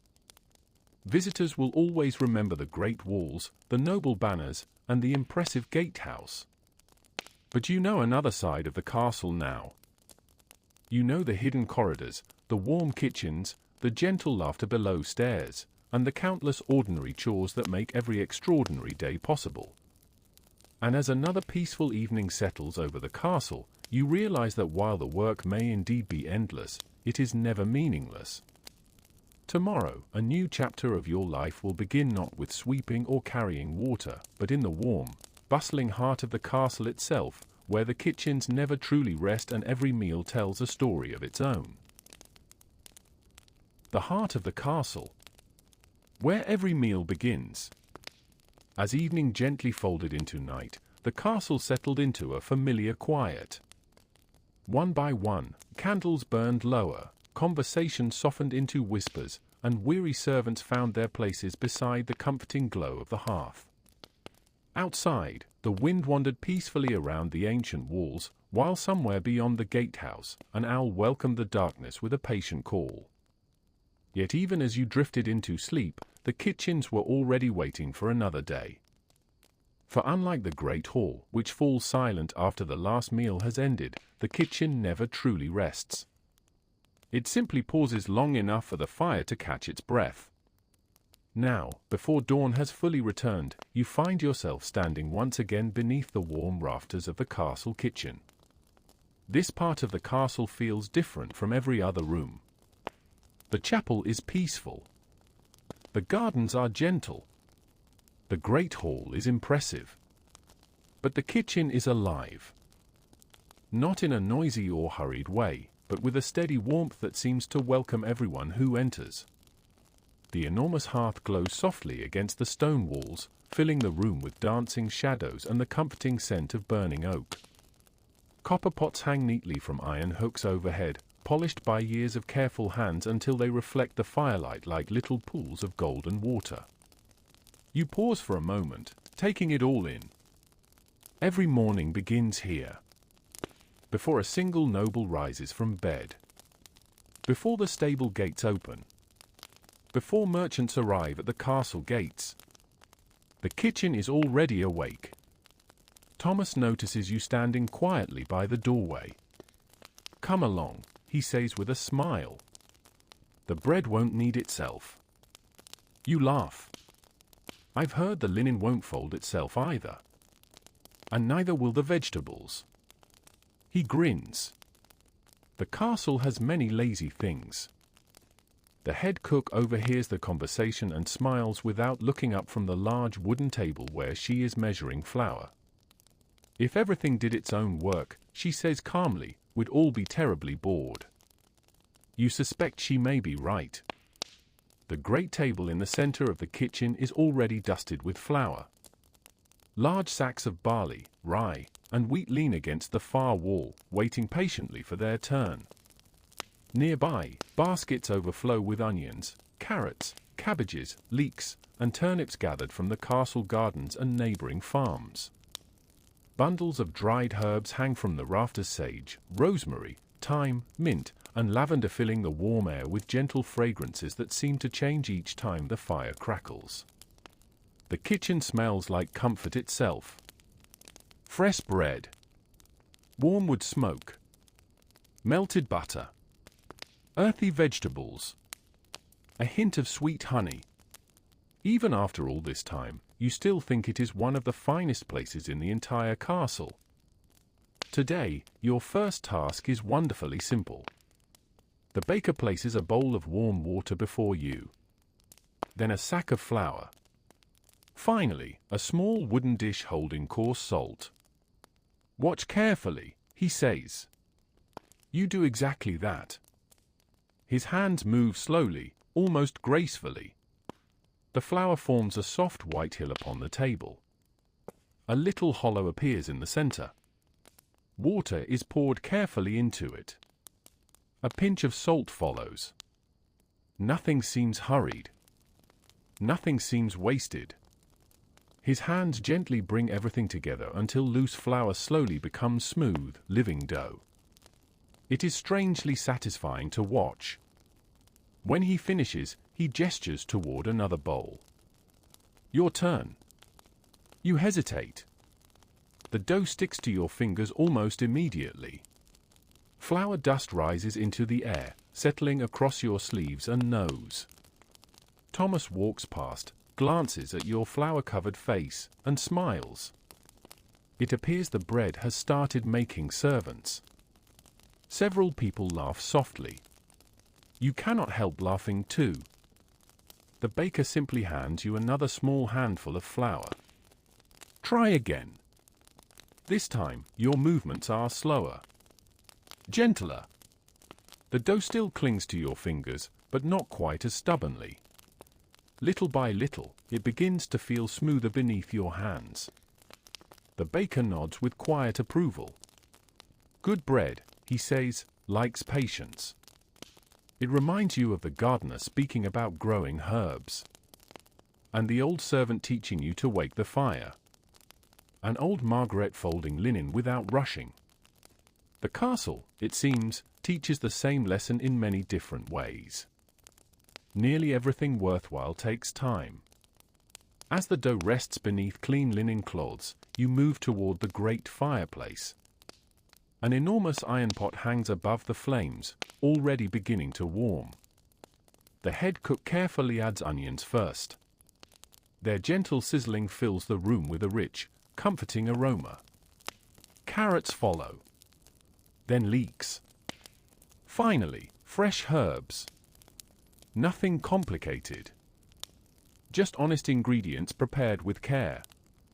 She stirs the pot slowly using a wooden spoon nearly as tall as your shoulder. You notice that she never rushes either. She smiles as though reading your thoughts. Soup, she says softly, always knows when it's ready.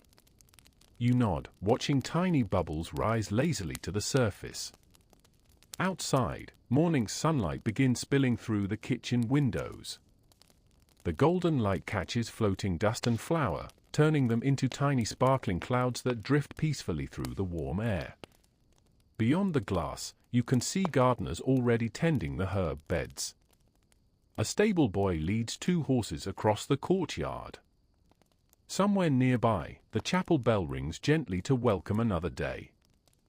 The castle is waking. And here, in its warmest room, breakfast is slowly becoming something more than flour, vegetables, herbs, and water. It is becoming comfort. It is becoming welcome. It is becoming the quiet beginning of another ordinary day. As you gently brush the flour from your hands and breathe in the rich aroma of fresh bread rising beside the fire, you realize something that no visitor admiring the castle from outside could ever know.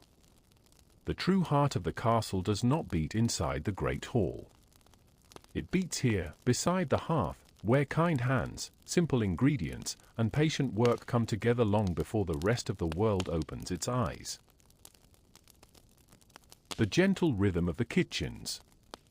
As the first loaves continue to rise beneath their linen cloths, the warmth of the kitchen grows softer and fuller, wrapping itself around everyone inside like a familiar wool blanket. Outside, the castle has fully awakened. Footsteps echo through the courtyards, stable doors swing open, and voices drift faintly through the corridors.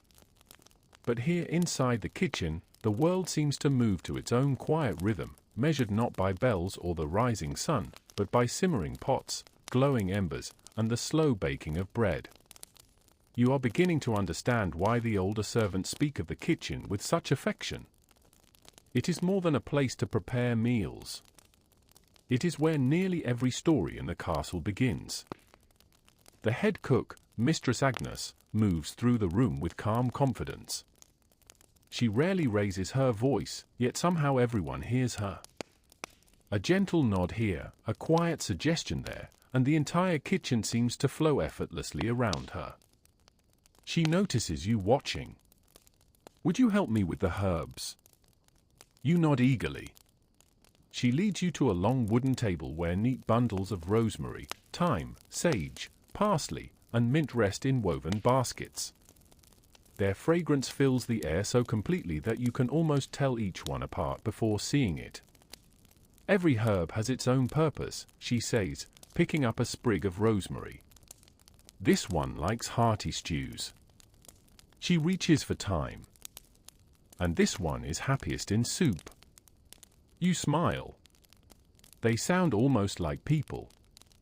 Mistress Agnes laughs softly. Perhaps they are. She carefully ties a few sprigs together with a piece of twine. The trick is not to use too much. You look surprised. "I thought more herbs would make everything taste better." She gently shakes her head. A good cook doesn't ask one flavor to do all the talking. The thought lingers in your mind. It feels less like cooking advice and more like something that could apply to life itself. Soon the herbs find their way into bubbling pots, where they quietly share their fragrance without asking for attention. Across the room, the baker slides the first loaves into the great stone oven. The heavy wooden peel disappears into the glowing warmth before returning empty. The oven door closes with a gentle thud. Now comes the waiting. There is no window to watch the bread. No clever device to tell exactly when it will be ready. Only experience. The baker folds his arms comfortably. "It'll tell us." You raise an eyebrow. "The bread." "It always does." You have learned not to question these quiet bits of kitchen wisdom. More often than not, they prove surprisingly true. While the bread bakes, you help prepare vegetables for the midday meal. Carrots are washed until their bright orange color shines beneath the cool water.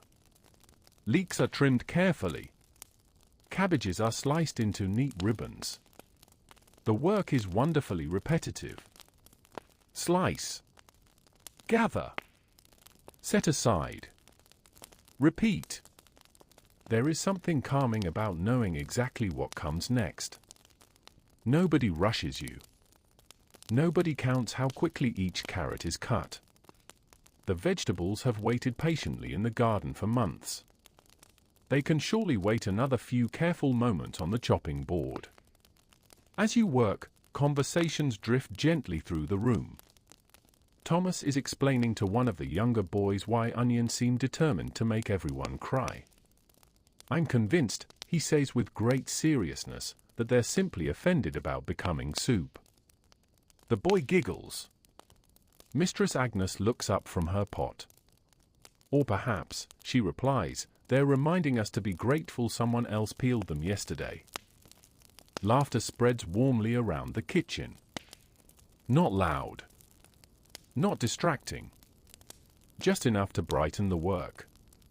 You begin to notice something curious.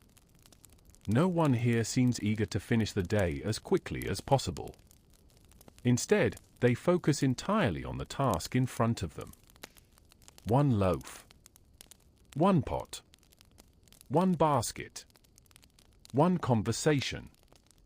Perhaps that is why the hours pass so peacefully. Beyond the open kitchen door, the courtyard continues its quiet dance.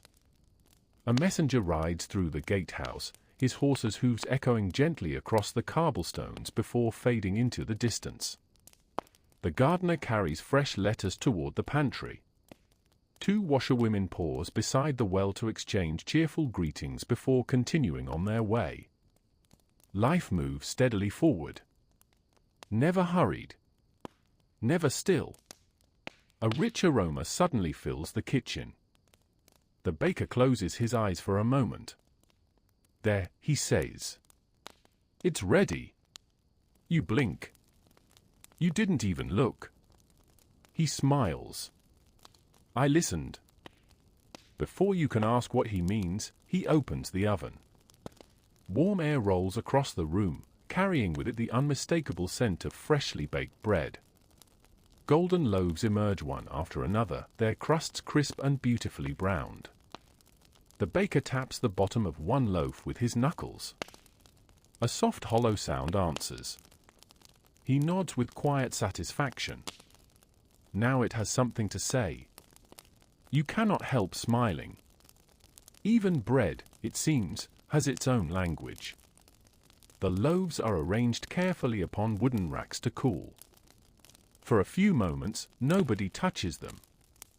Fresh bread deserves patience. Its aroma alone is enough to make the entire kitchen feel happier. Mistress Agnes slices one smaller loaf and offers each servant a warm piece. You accept yours with grateful hands. The crust is gently crisp. The inside is soft and steaming. Spread with a little fresh butter, it tastes wonderfully simple. Perhaps hunger helps. Or perhaps food prepared with care always carries a little extra comfort. As you finish the last bite, you look around the kitchen once more. The fires burn steadily. The soup bubbles quietly. Fresh bread cools beside the window. Herbs hang peacefully from the beams overhead. Nothing about the room feels grand. And yet, nowhere else in the castle feels quite so alive. You begin to understand that while nobles may gather in the great hall, it is here, beside the glowing hearth, that every feast, every ordinary meal, and every welcoming table quietly begins. And as another pot is lifted onto the fire and another loaf is placed into the waiting oven, the gentle rhythm of the kitchen continues just as it has for generations, and just as it will again tomorrow. A meal shared by many hands. As the warm bread cools upon its wooden racks and the afternoon sun begins to soften, the busiest hours in the kitchen slowly give way to a gentler pace. The great hearth still glows with steady warmth, but its lively crackling now feels less like the beginning of the day and more like a quiet companion that has faithfully worked beside everyone since before sunrise. Copper pots continue to simmer lazily above the fire, filling the room with the comforting scents of barley, herbs, roasted vegetables, and fresh broth. You take a slow breath. If the castle has a heartbeat, you think, perhaps this is what it sounds like. Not loud. Not hurried. Just steady. Mistress Agnes hands you a clean linen cloth. We're almost ready to serve. You glance around the kitchen. Everything seems nearly finished. The bread has baked. The soup has thickened. The vegetables have been cooked until perfectly tender. Wooden bowls stand neatly arranged along the long table, waiting patiently for the meal they were made to hold. It all appears wonderfully effortless. Yet you know better now. Behind every loaf sits the farmer who sowed the grain months before. Behind every carrot stands the gardener who patiently cared for the soil through spring rains and summer sunshine. Behind every bundle of herbs are countless quiet mornings spent tending the little garden beneath the castle walls. And behind every warm meal are dozens of servants whose hands have each contributed something small. No single person prepares a feast. Many ordinary people do. Mistress Agnes notices your thoughtful expression. What are you thinking? You smile. I was wondering how many people it takes to make one bowl of soup. She pauses before answering. More than anyone usually remembers. Her words settle gently in your mind. Perhaps that is true of many good things in life. As the midday bell rings across the courtyard, the kitchen becomes quietly busy once more. Not frantic. Simply purposeful. Large iron ladles dip into steaming pots with slow, practiced movements. Fresh loaves are sliced into thick pieces, their crisp crusts crackling softly beneath the baker's knife. Butter is placed into small wooden dishes. Clay pitchers of cool water are filled and carried toward the great hall. Everything moves with calm precision. There is no wasted motion. No raised voices. Only people who have worked together for so many years that they almost seem to know each other's thoughts before a single word is spoken. Thomas balances a tray of warm bread upon one shoulder. "Would you walk with me?" You happily agree. Together, you leave the warmth of the kitchen and make your way through the familiar service corridors. The smell of fresh bread follows you like an old friend. As you pass beneath the stone arches, you hear faint sounds drifting from the great hall. Gentle conversation. The scrape of wooden benches. The occasional burst of quiet laughter. The castle is gathering for its meal. At the entrance to the hall, Thomas pauses. Listen. You do. For a moment, neither of you speaks. The voices blend together into one peaceful murmur. Not one voice louder than another. Not one conversation demanding attention. Simply the comfortable sound of people sharing a meal. It never gets old, Thomas says softly. What doesn't? He smiles. Knowing we helped make that possible. You nod. Until recently, you might have thought serving food was simply another chore. Now it feels different. Every loaf carried carefully from the oven. Every bowl washed before use. Every table wiped clean. Every fire tended before dawn.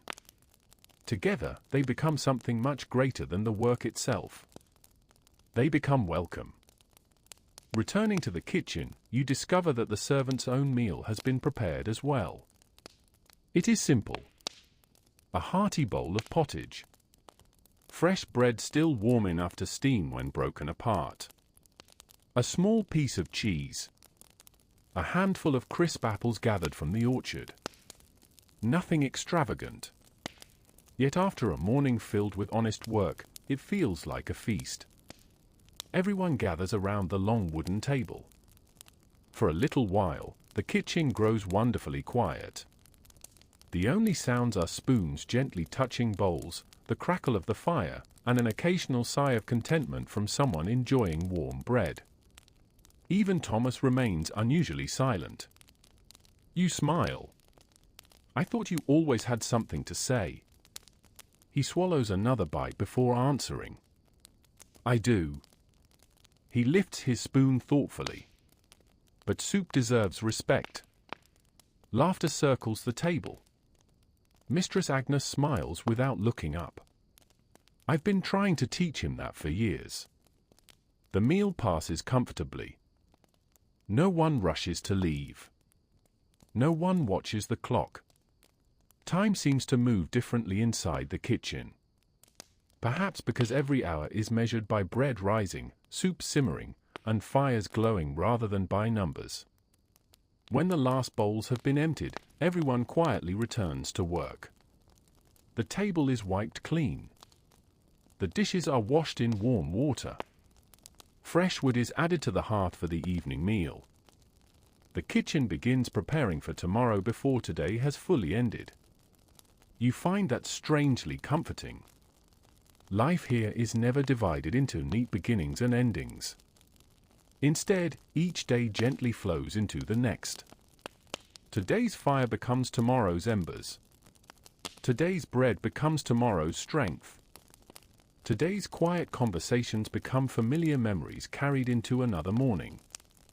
As the afternoon light begins turning golden, you step outside for a breath of fresh air. The castle courtyard glows beneath the lowering sun. Children chase one another beside the well. A pair of pigeons settle upon the chapel roof.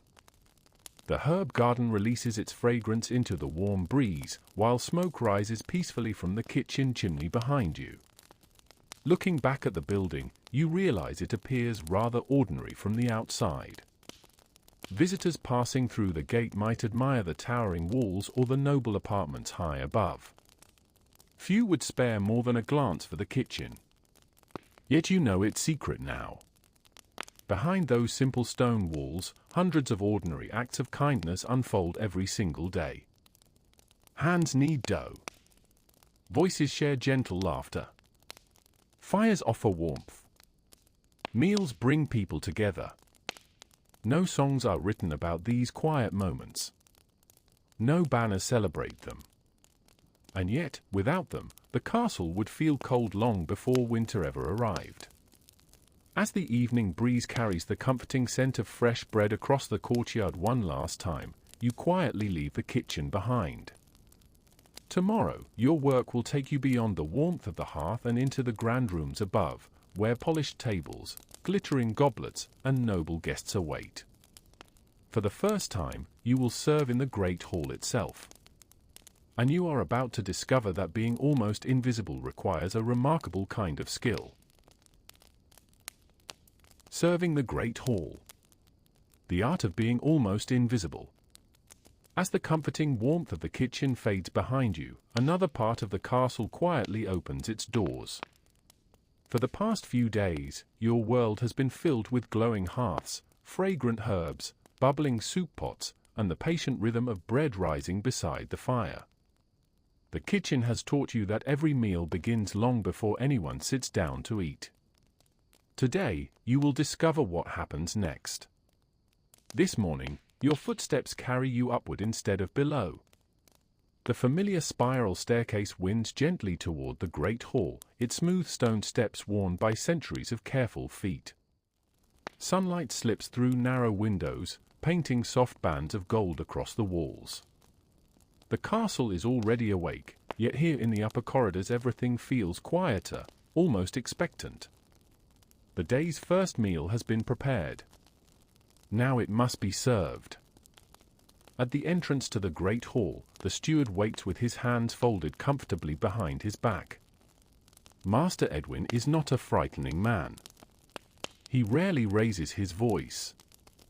In fact, he speaks so calmly that people naturally find themselves listening more carefully. He greets each servant with a small nod before looking around the room. The hall, he says softly, should never notice us. You glance around, unsure what he means. Seeing your puzzled expression, he smiles. If the guests spend the meal admiring the food, enjoying the conversation, and feeling welcome. He pauses for a moment. Then we've done our work well. And if they notice us, they probably need more bread. A few quiet laughs ripple through the servants gathered nearby. Even Master Edwin smiles. Or perhaps we've dropped something. The great hall is even more beautiful in the morning than you remembered. Tall windows fill the room with gentle sunlight. The polished oak tables glow warmly beneath the light, their smooth surfaces reflecting the flicker of dozens of freshly lit beeswax candles. Colorful banners hang high above, stirring ever so slightly whenever a cool breeze slips through the open windows. Yesterday, you swept these floors. Today, you help prepare them for the castle's first gathering. Fresh tablecloths are unfolded with great care. Each corner is gently straightened until the linen hangs evenly. Wooden trenchers are placed one by one along the tables. Clay cups stand beside them in neat rows. Small bowls of salt are carefully positioned within easy reach. Nothing is rushed. Every movement has its own quiet purpose. Master Edwin walks slowly through the hall, making small adjustments almost too subtle to notice. A candle is moved an inch closer to the center of the table. A chair is straightened. A folded napkin is turned slightly. You wonder whether anyone else would even see the difference. Perhaps not. But somehow the entire room feels more welcoming when he is finished. As the final preparations continue, Thomas quietly joins you, carrying a basket of fresh bread. "You'll like this part," he whispers. "I will." He nods. You get to watch people smile before they've even taken a bite. He places the warm loaves into woven baskets lined with clean linen. The aroma drifts gently across the hall. Rich. Comforting. Familiar. It reminds you that only a little while ago, those same loaves rested inside the warm kitchen oven. Now they are ready to greet the day. The first guests begin arriving. Not with great fanfare. Simply with quiet conversation and the soft rustle of fine wool cloaks. The Lord enters first, followed by members of his household and a few visiting merchants who have spent the night within the castle walls. You lower your eyes respectfully, just as you were taught. Not because you are ashamed, but because this is simply the custom of the hall. From where you stand, you notice something unexpected. The nobles seem rather ordinary. They laugh together, exchange stories, ask about the weather, compliment the smell of fresh bread. One elderly guest rubs his hands together happily as warm porridge is served. For a moment, the distance between servants and nobles feels a little smaller than you once imagined. Everyone, after all, appreciates a good meal on a cool morning. Master Edwin gives a nearly invisible nod. The meal begins. You carry a basket of bread from table to table with slow, careful steps. No hurried movements. No clattering dishes. The secret, Thomas explained earlier, is to move like a gentle breeze. Present when needed. Gone before anyone notices. At first, you worry constantly. What if you trip? What if you offer bread to someone who already has enough? What if you accidentally interrupt an important conversation? The worries fade more quickly than you expect. You begin noticing little things instead. A guest quietly thanking another servant. A child carefully sharing a piece of bread with an elderly relative. Morning sunlight sparkling through a goblet of watered ale. The peaceful murmur of many conversations blending together like birdsong.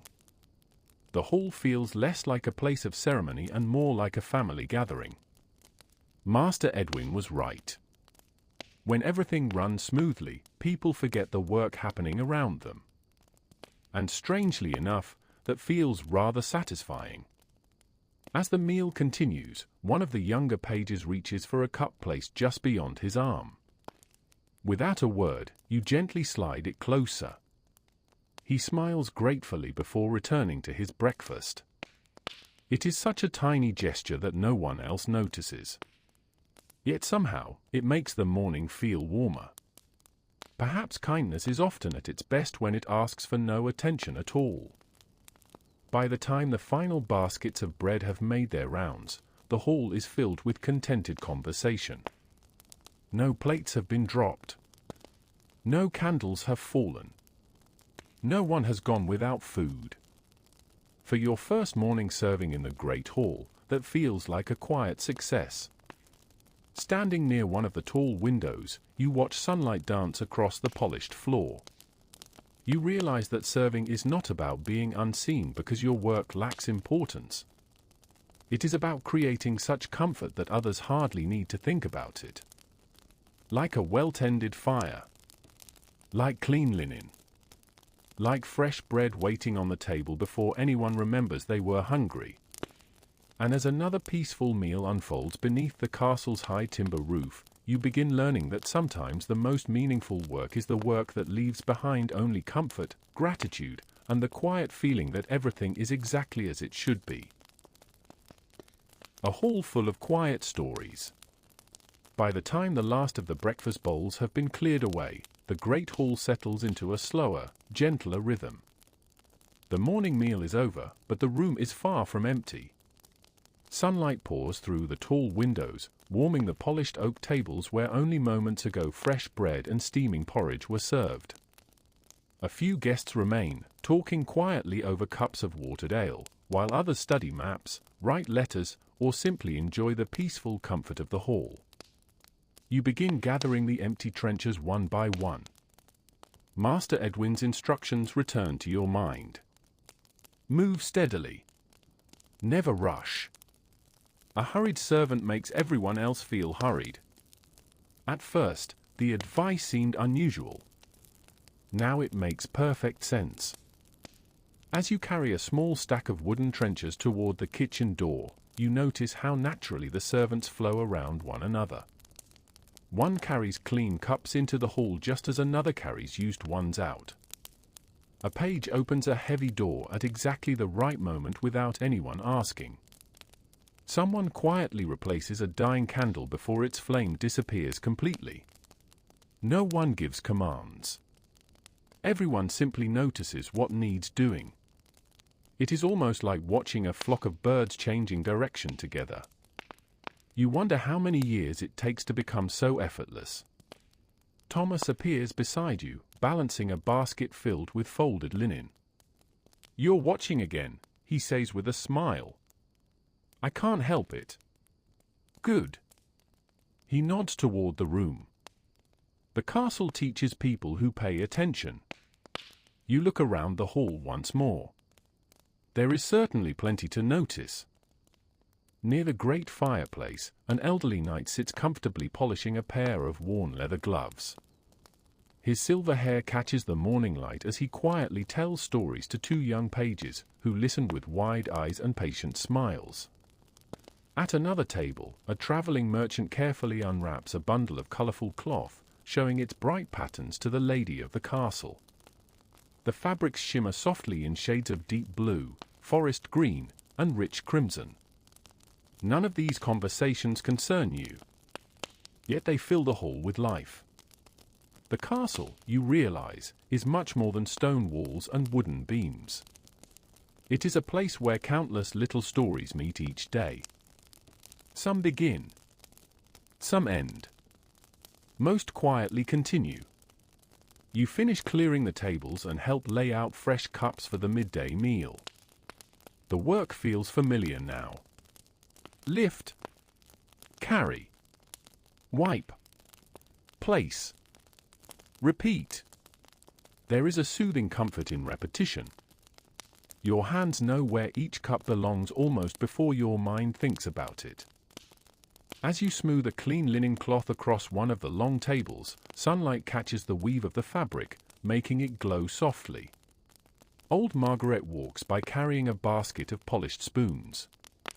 She notices you straightening the cloth. "Very nice," she says. You smile. "I wanted it to lie flat." She gently smooths one tiny wrinkle near the corner. Sometimes the smallest things make the room feel peaceful. You glance at the cloth again. The wrinkle was hardly noticeable. Yet somehow, the table does look better now. You begin to understand that much of a servant's work is made up of little improvements that most people never consciously see. A straightened chair. A freshly lit candle. A swept floor. A neatly folded cloth. Individually, they seem almost unimportant. Together, they create comfort. Outside the open windows, the castle courtyard hums quietly with midday activity. Blacksmiths repair horseshoes near the outer yard. Gardeners gather fresh vegetables beneath the warm sunshine. A pair of children chase one another carefully around the old well until a nursemaid gently reminds them not to run quite so fast. Their laughter drifts into the hall before disappearing on the breeze. The sound makes several guests smile without even looking outside. Laughter, it seems, travels remarkably well. A little later, Master Edwin gathers the younger servants near the entrance. "There is one thing every good servant learns," he says calmly. You listen carefully. People remember how a place makes them feel. He lets the thought settle. They rarely remember every detail. He gestures toward the great hall. A guest may forget the color of the tablecloth. He points toward the windows. They may forget how many candles were burning. Then he smiles. But they will remember whether they felt welcome. No one speaks. The lesson is wonderfully simple. Welcome is built from hundreds of small acts of care. A warm meal. A clean room. A kind smile. A chair ready before someone asks. Fresh bread waiting on the table. Perhaps that is why every servant works so carefully. Not for praise, but to help strangers feel at home. The afternoon continues peacefully. More visitors arrive through the castle gates, each greeted with quiet courtesy before finding a place to rest. Some stay only long enough to share news from neighboring villages. Others remain for the evening meal. Each arrival brings another story into the hall. You begin to enjoy imagining where they have traveled. Perhaps one has crossed distant forests. Another may have spent days following winding rivers. A messenger's boots still carry dust from the road, while a merchant's cloak smells faintly of pinewood and rain. The castle gathers people together just as surely as it gathers food, firewood, and fresh water. As the sun slowly climbs toward the middle of the sky, you carry one final basket of clean cups back into the hall. Everything is ready once again. The tables stand neatly arranged. The windows are open to the gentle summer breeze. Fresh flowers from the castle garden brighten the high table with small splashes of color. Nothing appears extraordinary. And that is precisely the point. The hall feels calm, comfortable, ready. Master Edwin walks past, giving the room one last thoughtful glance. Then he nods with quiet satisfaction. Well done. Just 2 simple words. Yet they warm you more than you expected. As you look around the peaceful hall, filled with soft conversation, golden sunlight, and the gentle feeling of welcome, you realize that serving is not simply about carrying food or clearing tables. It is about helping create a place where everyone, whether noble, traveler, or weary messenger, can forget the long road outside for a little while. And in a castle filled with towering walls and grand chambers, that may be one of the kindest duties of all. The evening feast. As the afternoon slowly slips toward evening, the great hall begins preparing for its busiest hours of the day. The bright sunlight that streamed through the tall windows all morning now turns softer, painting the ancient stone walls with warm shades of amber and gold. Long shadows stretch across the polished floor, and the castle takes on a quieter, more peaceful mood. For the servants, however, another round of work is just beginning. The evening meal is always the most important. Visitors who arrive throughout the day will remain for supper. The lord's household gathers together once more, and travelers who have earned the castle's hospitality look forward to a warm meal after many miles upon dusty roads. Master Edwin gathers the servants near the entrance to the hall. His voice remains as calm as ever. Remember, he says, a good evening meal should feel effortless. He looks around at everyone. Of course. A small smile appears. It only feels effortless because all of you have worked since before sunrise. A few servants exchange knowing smiles. You certainly have. It seems remarkable that so much of the day's work has led to this single moment. The bread baked before dawn now rests in woven baskets. The soup that simmered patiently all afternoon fills great iron pots with rich, comforting aromas. Fresh vegetables from the gardens have been carefully prepared, while roasted meats slowly emerge from the kitchens, their savory scent drifting through the corridors long before they reach the tables. Every meal tells the story of an entire day. You help light the final beeswax candles along the tables. One by one, tiny flames awaken. Their warm glow soon fills the hall with gentle light, softening the heavy oak beams overhead and making the colorful banners seem almost alive. Outside, daylight slowly fades. Inside, the hall becomes warmer than ever. Thomas joins you carrying a basket of polished wooden cups. He sets them neatly upon the table before quietly whispering, "I like evenings best." You do. They remind everyone to slow down. Looking around the hall, you think he may be right. The morning meal carries the energy of a new day. The evening meal carries gratitude that another day has been well spent. Guests begin arriving as the castle bell announces supper. Some remove dusty travel cloaks before taking their seats.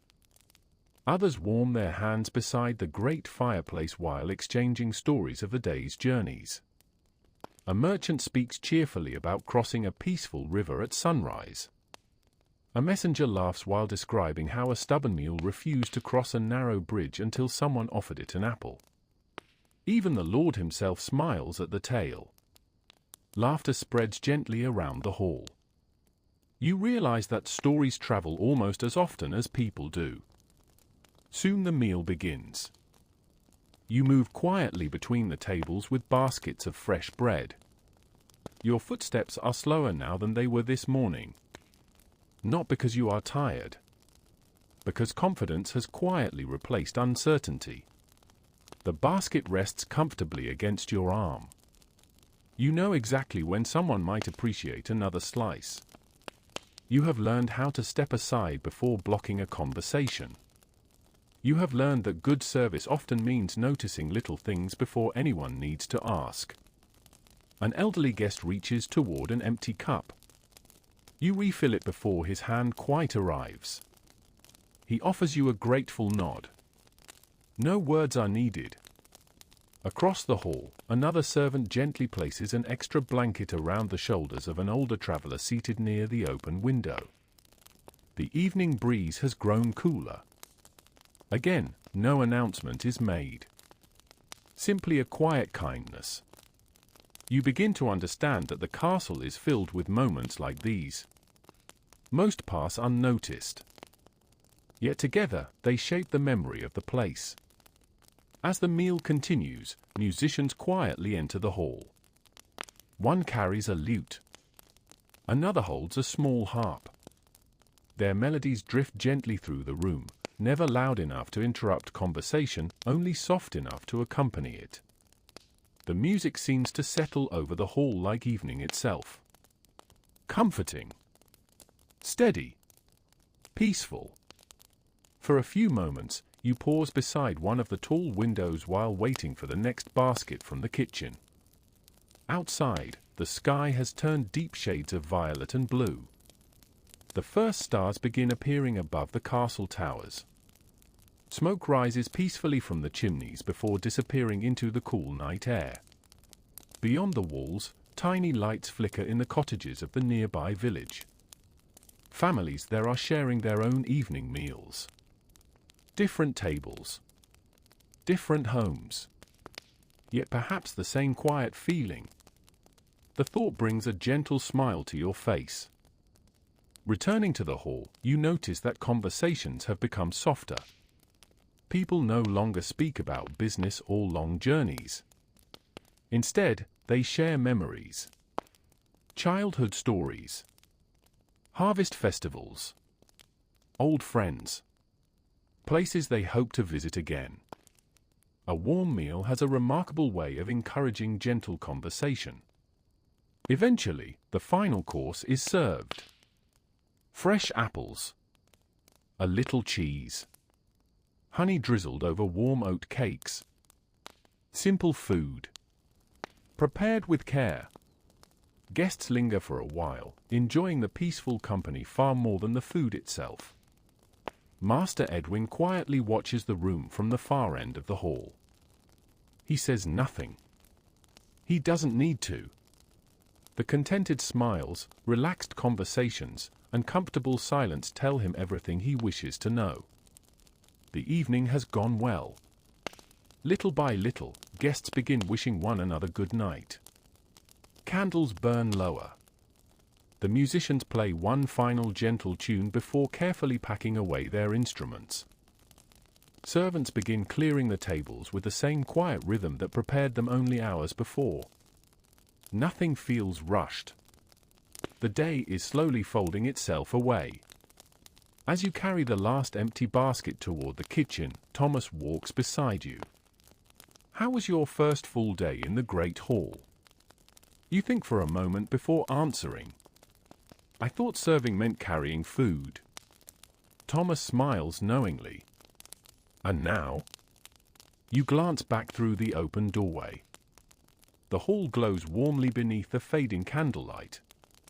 The tables are nearly empty, yet they still seem filled with the laughter and stories shared throughout the evening. I think, you say softly, it means helping people feel at home. Thomas nods. I couldn't have said it better myself. Together, you step back into the familiar warmth of the kitchen, where tomorrow's bread is already being prepared and the fire has been gently banked for the night. The castle never truly sleeps. It simply grows quieter.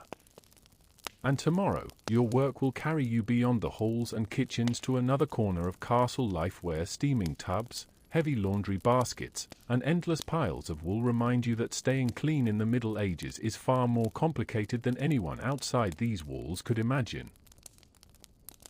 Water, wool, and wash day.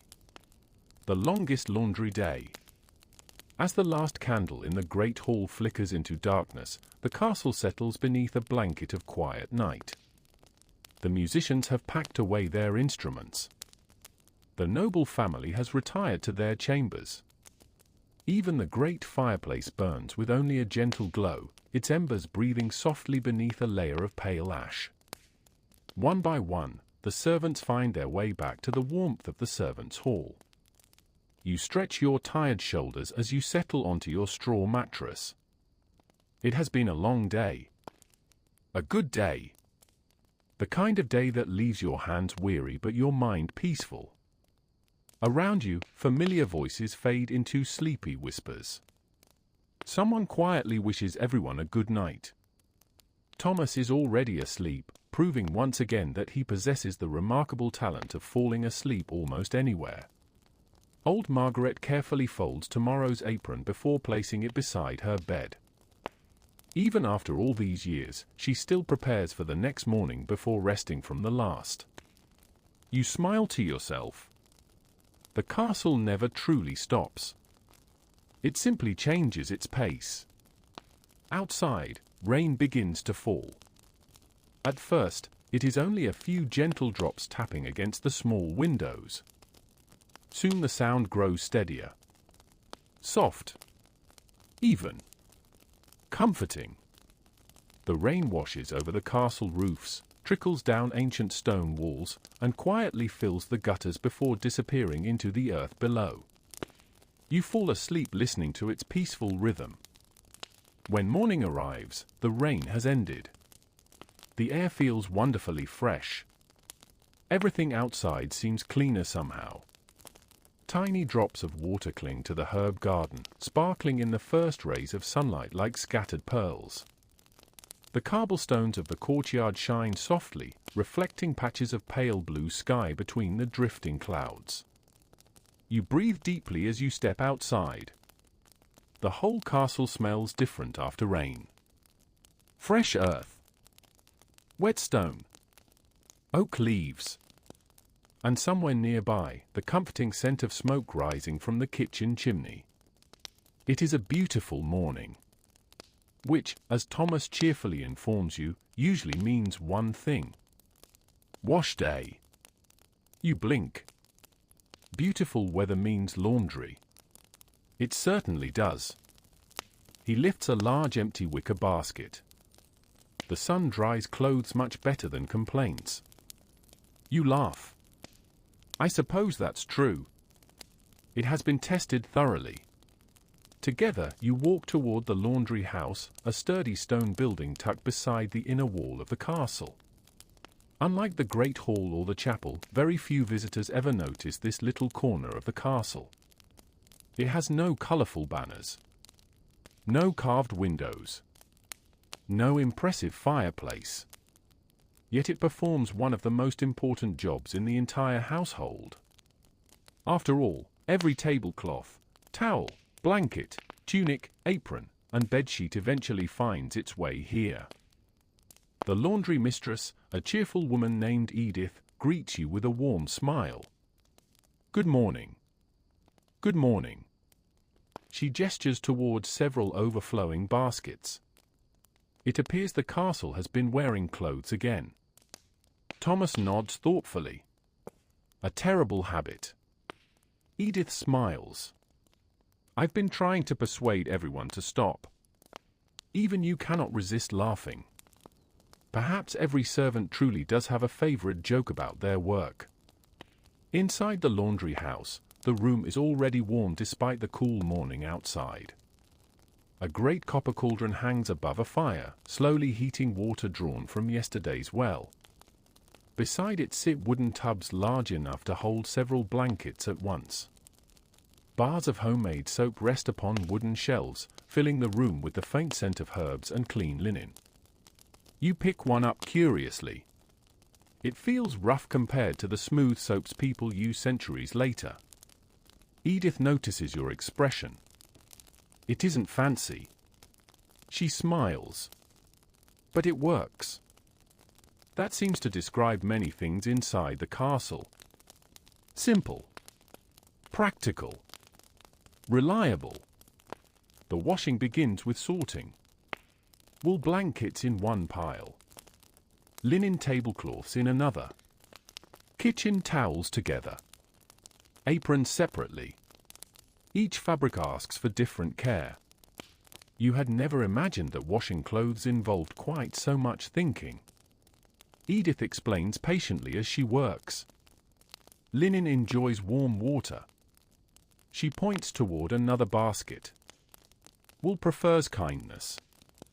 You grin. Kindness? She nods. If you treat wool too roughly, it'll shrink faster than a frightened hedgehog. You are fairly certain that is the first time anyone has compared a blanket to a hedgehog. It somehow makes perfect sense. Soon, steam begins rising gently from the great tubs. The warm water sends little clouds drifting toward the ceiling beams, where they disappear among bundles of drying herbs hanging from the rafters. You roll up your sleeves. The first basket of towels is lowered carefully into the steaming water. Soap follows. Then comes the washing itself. Push. Lift. Turn. Press. The movements repeat slowly, almost like kneading bread. Nothing about the work is hurried. Heavy, perhaps, but peaceful. The warm water slips through your fingers while tiny bubbles dance across the surface. Sunlight pours through the open doorway, turning the rising steam into glowing ribbons that drift lazily across the room. Outside, birds sing happily after the night's rain. Inside, the steady splash of water joins the cheerful crackle of the fire beneath the copper cauldron. For a while, nobody speaks. No one needs to. The work itself seems to create its own quiet conversation. As another basket of clean linen is lifted from the steaming tub, Edith smiles with quiet satisfaction. There. She gently wrings out a towel before placing it into a waiting basket. Half the castle is already cleaner than it was an hour ago.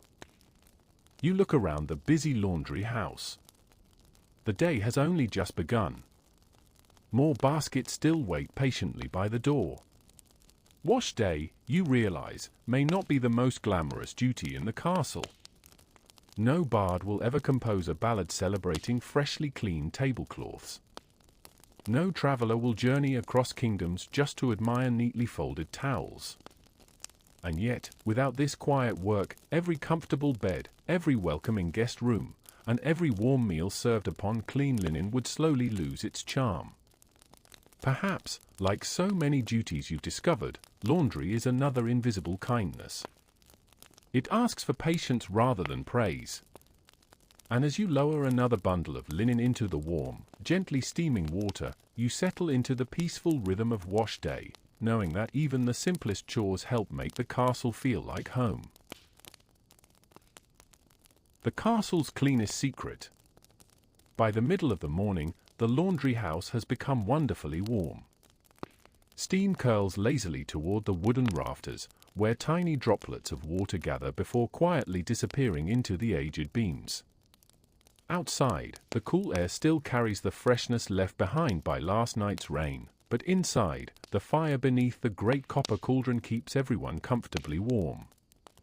The rhythm of wash day has settled around you. Lift, wash, rinse, wring, hang. Before long, your hands seem to know the pattern without needing to think about it. Edith notices your steady pace and gives an approving smile. You found the rhythm. You glance at the tub. I think the laundry found me first. She laughs softly. That happens to all of us. Together, you lift a heavy wool blanket from the warm water. It takes both of you to carry it. The blanket feels surprisingly heavy, as though it has decided to keep every single drop of water for itself. Thomas walks past carrying another basket and raises an eyebrow. Wool always believes it's part sponge. It certainly seems that way, you reply. He nods gravely. I've argued with blankets for years. And they never change their minds. You begin to suspect that Thomas could hold a conversation with almost anything. The blanket is carefully rolled instead of twisted. Edith watches closely. Gently, she reminds you. Wool remembers everything. You smile. So does old Margaret. Edith chuckles. That's exactly why they get along. Little by little, the clean laundry begins making its way outside into the sunshine. Long ropes have been stretched between sturdy wooden posts beside the laundry house. One by one, damp tablecloths flutter gently in the breeze. White linens dance against the bright blue sky like the sails of peaceful ships. The sight is unexpectedly beautiful. Simple. Quiet. Graceful. You stop for a moment to admire them. A gentle wind passes through, lifting every sheet at once. For a heartbeat, they seem almost alive. Edith joins you outside carrying another basket. Beautiful, isn't it? You nod. I never imagined laundry could look so peaceful. She smiles. Most people don't. Perhaps that is true. Visitors admire castle towers. Artists paint noble banquets. Travelers write about mighty gates and stone walls. Very few ever describe rows of clean linen drying beneath a summer sky. Yet standing here, listening to birds singing while white cloth sways gently in the breeze, you think they have overlooked something rather lovely. Nearby, the herb garden has become lively beneath the warm sunshine. Bees wander lazily from flower to flower, paying little attention to the servants working nearby. Lavender fills the air with its gentle fragrance, while rosemary releases its scent whenever the breeze brushes past. The fresh smell mixes with clean linen until the entire courtyard seems washed by both sunshine and flowers. Your next task is folding the pieces that have already dried. Edith shows you the easiest way. Always begin with the corners. She folds a tablecloth so neatly that it seems almost effortless. You attempt the same. The first attempt is respectable. The second is better. By the third, the edges almost meet properly. Thomas walks by carrying another basket. He glances at your folded cloth. Not bad. You grin. Only not bad. He studies it thoughtfully. I was saving quite respectables for tomorrow. You both laugh. It is remarkable how much lighter work feels when shared with people who enjoy simple jokes. As the hours pass, stacks of neatly folded linen slowly grow taller. Fresh towels, clean aprons, soft blankets, crisp tablecloths. Each pile represents hours of patient effort. Yet when they return to the castle, few people will think about how they became so fresh. Guests will simply notice comfortable beds. The cooks will appreciate clean towels. The great hall will look welcoming once more. Invisible work often creates the greatest comfort. While carrying a basket toward the servants' hall, you pass through one of the castle gardens. The roses are beginning to bloom, their petals still sparkling with tiny drops of yesterday's rain hidden deep inside the flowers. A gardener kneels nearby, gently removing weeds. He looks up and smiles. Busy morning. You nod. Wash day. He laughs knowingly. The flowers enjoy it. You look puzzled. The clean sheets. The sunshine. He gestures toward the bright sky. We're all grateful for it today.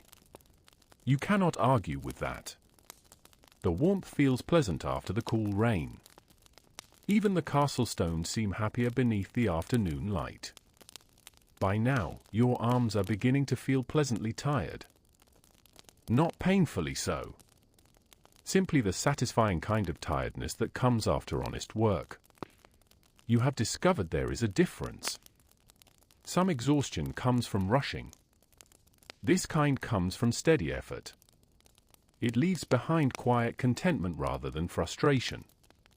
As you return the final stack of folded linen to its proper shelf, Edith carefully brushes a little flour-like soap powder from her apron. She surveys the tidy room with obvious satisfaction. The washing tubs are nearly empty. Fresh water waits for tomorrow. The ropes outside hold only a few final blankets gently swaying in the breeze. It looks different now, you say. She nods. It does. Cleaner. Not just cleaner. She looks thoughtfully around the room. Ready.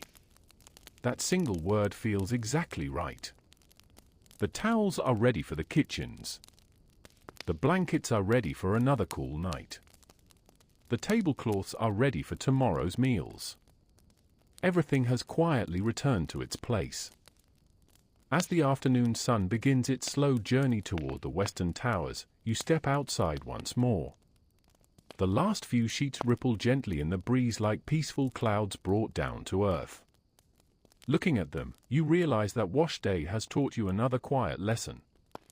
Cleanliness inside the castle is never the result of one great effort. It is the patient work of many hands, repeated week after week, season after season. Just like tending the fires. Just like baking the bread. Just like carrying water from the well. And somehow, those ordinary rhythms make the great stone castle feel less like a fortress. And more like a home. A bath fit for the Middle Ages. As the last of the clean linen is folded and returned to its shelves, the afternoon begins to drift quietly toward evening. The laundry house grows peaceful once more. The great copper cauldron still sends gentle curls of steam toward the rafters, but the busiest part of wash day has passed. Outside, the final blankets sway lazily on the drying lines, catching the warm breeze that wanders across the castle courtyard. You stretch your arms. After lifting wet wool, carrying baskets, and folding linen for most of the day, they feel pleasantly tired. Edith notices. Good work. Thank you. She smiles as she hangs her apron on a wooden peg. But we're not quite finished. You glance around the room. There are more clothes. She laughs softly. No. She points toward the steaming cauldron. Today is bath day. You blink. For a moment, You imagine a long line of servants eagerly waiting for warm baths, each enjoying the sort of relaxing soap people might picture today. Thomas, overhearing the conversation, chuckles. I see you've already imagined something luxurious. I may have. He pats your shoulder sympathetically. The Middle Ages have other plans. Despite what many stories suggest, people here do enjoy being clean. No one wakes up hoping to smell like yesterday's stable. Soap is made. Hands are washed before preparing food. Faces are cleaned each morning. Clothes are laundered regularly. But a full bath? That is another matter entirely. Heating enough water takes time. Carrying it takes effort. And someone, usually another servant, must do both. You suddenly find yourself appreciating every warm bath you have ever known. Edith begins filling several sturdy wooden tubs. Not enormous ones. Just large enough for washing. Buckets of hot water from the cauldron are carefully mixed with cooler water from the well until the temperature feels comfortable. She tests it with one finger.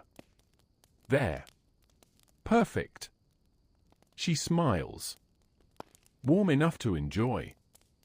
The first to arrive are two young kitchen boys. Their hands are dusted with flour, and one has somehow managed to get soot across his cheek. Thomas folds his arms. The kitchen appears to have tried cooking you. The boys laugh while washing their hands and faces. The warm water quickly turns cloudy from a day's honest work. You notice that nothing is wasted. Once one tub has served its purpose, the water may still be useful for cleaning floors or washing muddy boots before being carried away. Everything inside the castle has another purpose waiting. As evening approaches, more servants arrive in small groups. Some wash only their hands and faces. Others carefully clean their hair. A few enjoy a proper soak after especially demanding work. No one lingers for too long. Warm water is precious. Everyone understands that. You roll up your sleeves once more. This time, instead of washing linen, you help carry fresh buckets to refill the tubs. The work feels strangely familiar. Everything, it seems, eventually returns to the well. Water drawn at dawn has now become part of the castle's evening comfort. As you carry another bucket across the courtyard, the setting sun bathes the ancient walls in rich shades of gold. Swallows skim low above the rooftops before disappearing into their nests. The air smells of fresh grass, damp earth, and the faint sweetness of roses blooming beside the chapel. The entire castle feels quieter than it did only a few hours ago. Even the horses in the stable seem ready for the day to end. When your own turn finally comes, Edith gestures toward one of the smaller tubs. Go on. You hesitate. There are others waiting. They'll wait a few minutes. The water is wonderfully warm. Not the deep bath you might dream about after a long day's work. Just enough to wash away flour, soap, dust, and the countless little reminders of another busy day. You splash cool water across your face before carefully washing your hands. The warmth eases the stiffness from your fingers. For a few peaceful moments, there is nothing else to think about. No buckets. No sweeping. No bread. Only warm water and quiet evening light. You understand why everyone smiles a little after bath day. Not because it is grand. Because it is simple. Outside, the chapel bell rings gently. Its familiar voice drifts across the courtyard, inviting another peaceful evening to begin. You dry your hands with one of the freshly laundered towels. It smells faintly of lavender. Clean linen. Fresh air. There are few finer comforts. Thomas walks past carrying an empty bucket. Feeling better? You nod. Much. He grins. I always say a clean servant works at least half a bucket better. You laugh. I'm not sure that's a proper measurement. It is now. Somehow, every chore inside the castle eventually becomes a joke. Perhaps that is one of the reasons the work never feels too heavy. Laughter lightens even the fullest bucket. As darkness slowly settles over the castle, lanterns are lit one by one along the corridors. Their soft golden light replaces the fading sun, while the familiar scent of wood smoke rises once more from the kitchen chimneys. Tomorrow's dough has already been prepared. Fresh firewood waits beside the hearth. The clean linen you folded earlier rests neatly on shelves, ready for another day of use. Everything is prepared. Everything is waiting. Standing for a moment beside the old well, you look across the peaceful courtyard. Only a few hours ago, it echoed with busy footsteps and splashing water. Now it rests beneath the first evening stars. The castle feels calm. Almost sleepy. You smile to yourself. Being born as a medieval castle servant may indeed mean endless chores, aching arms, and more buckets than anyone should reasonably carry in a lifetime. Yet it also means ending each day with honest work behind you, clean hands, familiar friends nearby, and the comforting certainty that tomorrow will begin just as gently as today. As you make your way back toward the servants' hall, the warm glow of the hearth welcomes you once again. Beyond the windows, the stars slowly brighten above the castle towers. And with another peaceful day coming to a close, you drift toward sleep, unaware that tomorrow will bring you outside the castle walls for the first time, where the fields, forests, and village life reveal that the castle is only one small part of a much larger medieval world. Beyond the castle walls. A morning in the village. Morning arrives with the same gentle certainty it always has. The castle wakes slowly, its familiar sounds unfolding one after another like the pages of a well-loved book. The kitchen fire crackles back to life. The chapel bell greets the dawn with its calm, measured voice. Somewhere in the courtyard, a stable horse stamps its hoof, eager for breakfast, while swallows dart between the towers, welcoming another clear summer day. You have come to know these sounds well. They feel almost like old friends. But today is different. Instead of reporting to the kitchens or the great hall, Master Edwin hands you a small woven basket shortly after sunrise. The village needs a few supplies, he says. The miller has flour waiting for us, and the blacksmith has finished repairing several iron tools. Thomas is going, and you'll be joining him. You glance toward the open gatehouse. Beyond it, the road disappears into rolling green fields. For the first time since arriving at the castle, your work will carry you beyond its sturdy stone walls. Thomas is already waiting beside a small wooden cart pulled by a patient grey donkey. The animal blinks at you with complete indifference before returning to the important business of chewing grass. Thomas pats the donkey's neck. This is Willow. You smile. Does she always look this sleepy? Only when she's awake. You laugh. Willow flicks one ear but otherwise refuses to acknowledge the joke. Perhaps she has heard it many times before. The castle gates creak open, and together you begin your quiet journey down the winding road. With every step, the castle slowly grows smaller behind you. Its towers still rise proudly above the trees, but from out here they seem less imposing than before. You realize something unexpected. The castle is not alone. It belongs to the landscape around it. Golden fields stretch across the hillsides, their barley swaying gently in the morning breeze like waves upon a peaceful sea.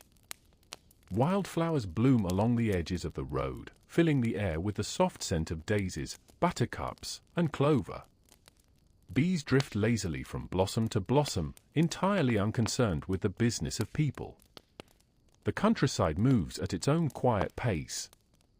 Thomas walks beside the cart with his hands resting comfortably behind his back.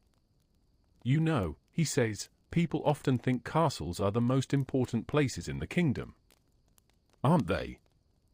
They're important. He nods toward the fields. But none of this happens without these. You follow his gaze. Farmers are already working despite the early hour. Some guide oxen through rich brown soil, preparing it for the next planting season. Others gather vegetables into woven baskets or repair simple wooden fences that have weathered another winter. A shepherd whistles softly as a flock of sheep wanders across a nearby hillside, each animal following the others with quiet confidence. No one appears hurried. The work is steady, patient, much like the work inside the castle. You begin to understand what Thomas means. Without these fields, there would be no bread in the kitchens, no vegetables simmering in the great pots, no wool for blankets, no hay for the horses. The castle may stand at the center of the valley, but its life flows outward in every direction. After a pleasant walk, the village comes into view. It is smaller than you imagined. A cluster of timber-framed cottages with thatched roofs nestles beside a clear stream that sparkles beneath the morning sun. Thin curls of smoke rise from stone chimneys, carrying the comforting smell of breakfast fires into the cool air. Children chase chickens across the village green, laughing as the birds confidently escape every attempt to catch them. An elderly woman sweeps her doorstep while humming a tune you do not recognize. A baker places warm loaves upon a windowsill to cool. The whole village feels wonderfully peaceful. Several villagers greet Thomas with cheerful smiles. "Morning, Thomas." "Good morning. Fine weather today. The best kind." You notice that everyone seems to know one another. Not simply by name. By habit. By voice. By years of shared seasons. The first stop is the village mill. The water wheel turns steadily beside the stream, its great wooden paddles splashing gently as the current carries them around. Inside, the rhythmic sound of grinding millstones fills the air like a slow, comforting heartbeat. The miller welcomes you warmly. "Your flour is ready." He gestures towards several sturdy sacks neatly stacked against the wall. Freshly ground flour dusts the room with a soft white powder, catching the sunlight that streams through the open doorway. The smell is surprisingly pleasant. Warm. Earthy. Clean. As you help Thomas load the sacks onto the cart, you cannot resist asking a question. "How much flour does the castle use?" The miller chuckles. "Enough to keep me busy." Thomas smiles. "And enough to keep the baker happy." The miller shakes his head. "I've never actually seen the baker completely happy. I don't think anyone has." Both men laugh. Even here, it seems, every occupation comes with its own gentle jokes. With the flour safely loaded, you pause beside the stream for a brief drink of cool water. Dragonflies skim across its glassy surface, while tiny fish dart among smooth stones beneath the clear current. Looking back toward the distant castle, you realize something that had never occurred to you before. From inside the walls, the castle feels like the whole world. From here, it is simply one peaceful part of a much larger landscape, connected by roads, rivers, farms, and friendships that quietly sustain one another every single day. As Willow patiently waits beside the cart and the village continues its gentle morning around you, you smile, knowing that today's journey has only just begun. Soon, there will be more familiar faces to meet, more stories to hear, and another quiet lesson waiting just beyond the next bend in the road. The gentle pace of the countryside. Leaving the village mill behind, you and Thomas continue along the quiet country lane with Willow pulling the little cart at her usual unhurried pace. The newly filled sacks of flour rest securely beneath a canvas cloth, gently rocking with every turn of the wooden wheels. The road winds between fields that shimmer beneath the afternoon sunshine, where countless shades of green and gold ripple together whenever the breeze wanders across the valley. There is no hurry.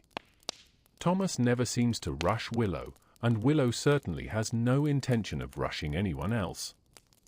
"I think she's setting today's speed," you say with a smile. Thomas chuckles. "She always does." And no one argues. He pats the donkey's neck. "I've learned that arguing with Willow usually means arriving later." The donkey flicks her ears as if quietly agreeing. You continue walking beside the cart, listening to the gentle sounds of the countryside. Birds sing from hedgerows thick with wild roses and blackberry vines. Somewhere in the distance, a woodpecker taps patiently against the trunk of an old oak tree. The wind carries the sweet scent of freshly cut hay mixed with warm earth that has been drying beneath the summer sun since morning. The air itself feels peaceful. Soon, the road passes several broad fields where farmers are gathering bundles of barley. Families work together without much conversation. One person cuts the grain. Another ties neat sheaves with straw. Children carefully stack them into tidy rows while older grandparents sit beneath the shade of an elm tree, weaving baskets and watching the younger workers with quiet pride. You slow your steps. They've been working since sunrise. Thomas nods. So have we. I suppose we have. He smiles. The work looks different. He gestures first toward the fields. Out here, they harvest grain. Then he points toward the castle standing quietly in the distance. In there, we bake it into bread. You look from one to the other. Without the fields, the kitchens would grow empty. Without the kitchens, the harvest would never become warm meals shared around the tables. Everything depends upon something else. The thought stays with you as you continue along the lane. A little farther ahead, the road crosses a narrow stone bridge where a clear stream bubbles cheerfully over smooth rocks below. Thomas stops the cart. Time for Willow. The donkey wastes no time lowering her head to drink the cool water. You kneel beside the stream yourself. The water is wonderfully cold against your hands after the warmth of the afternoon. Tiny minnows dart between the pebbles, disappearing whenever your shadow passes over them. Dragonflies hover above the surface like tiny jewels with delicate wings that sparkle in the sunlight. For several peaceful minutes, no one speaks. There is no need. The stream provides all the conversation anyone could ask for. Its steady murmur has likely sounded exactly the same for generations. Perhaps servants from centuries before yours paused at this very bridge. Perhaps travelers rested beneath the same trees. The countryside keeps its memories quietly. As the journey continues, you notice smoke rising from a small cottage nestled beside an apple orchard. An elderly woman waves cheerfully from her garden. Thomas raises his hand in return. You know everyone. Not everyone. He grins. But enough people to borrow a shovel if I lose mine. The woman calls out, Willow still taking her afternoon stroll. Thomas laughs. She insists on it. Even Willow seems pleased by the greeting. You begin to realize that the village and castle are not separate worlds at all. They breathe together. The castle offers protection, trade, and a place for travelers. The village provides food, skilled crafts, and countless hard-working hands. Neither could flourish for very long without the other. The road gradually climbs a gentle hill. From its crest, you stop for a moment. The view stretches farther than you imagine possible. The castle rises proudly above the valley, its towers glowing softly beneath the afternoon light. Fields spread outward like a carefully stitched quilt, divided by winding hedgerows and narrow footpaths. The river glitters as it curves through the landscape before disappearing into distant woods. Scattered cottages rest peacefully among orchards and grazing sheep. Nothing feels crowded. Nothing feels hurried. The world seems content exactly as it is. You understand now why so many people speak of the countryside with affection. Its beauty does not demand attention. It simply waits patiently for anyone willing to notice. Thomas leans against the cart beside you. My father used to say something. What was that? He said a field teaches the same lesson every year. You wait. You cannot pull tomorrow's harvest from today's soil. You smile. That sounds like something the baker would say. Thomas laughs. Exactly. The gardener too. And Mistress Agnes. It occurs to you that nearly everyone in the castle has been teaching you the same quiet lesson from the beginning. Good bread takes time. Strong gardens take time. Clean linen takes time. Friendships take time. Even castles themselves are built one stone at a time. Perhaps patience is the greatest craft of all. The afternoon sun begins its slow journey toward the western hills. Long shadows stretch across the road as you turn Willow gently toward home. The cart now carries not only sacks of flour and repaired tools but also a basket of fresh apples gifted by the villagers for whoever baked yesterday's wonderful bread. Thomas smiles when he reads the little note tucked beneath the basket. I suppose we'll have to tell the baker. You think he'll smile? Thomas considers the question carefully. For at least 3 whole seconds. You both laugh. As the castle slowly grows larger with every step, its familiar towers welcoming you home once again, you realize that today's journey has changed the way you see the world. The castle is no longer simply a place surrounded by fields. It is part of a quiet circle of people who grow, build, bake, mend, and share with one another. And somewhere within that circle, carrying baskets, serving meals, and learning a little more each day, you have quietly found your own place. The road home at sunset. The afternoon slowly gives way to evening as you, Thomas, and Willow begin the journey back toward the castle. The little cart rolls gently along the familiar country road, its wooden wheels humming softly over the packed earth. The sacks of fresh flour rest safely beneath their canvas covering, while the repaired iron tools clink together now and then with a quiet, steady rhythm. No one speaks for a while. The silence feels comfortable. It is the kind of silence shared between friends who have walked the same road often enough to know that conversation is welcome, but never required. The countryside seems to be preparing for the evening just as the castle does. Farmers finish stacking the final bundles of barley before resting their tools against wooden fences. Shepherds gather their flocks with calm whistles that drift gently across the hills. Smoke begins rising from cottage chimneys once again, carrying the familiar scent of burning oak and evening meals into the cooling air. Everywhere you look, the day is folding itself away. A flock of swallows swoops low over the fields before disappearing toward their nests beneath old barn roofs. The breeze has softened. Even Willow seems to walk a little more slowly now, enjoying the cooler air after the warmth of the afternoon. Thomas smiles. She knows we're almost home. Can donkeys really tell? I think they always know. He scratches Willow gently behind one ear. They simply don't feel the need to explain how. You laugh quietly. That seems perfectly suited to Willow. As the road bends around a small hill, the castle comes into view once more. Its stone towers glow warmly beneath the setting sun, their grey walls transformed into shades of honey and amber. The banners hanging from the highest towers stir gently in the evening breeze, while the windows catch the fading light like polished glass. From this distance, the castle looks peaceful rather than powerful.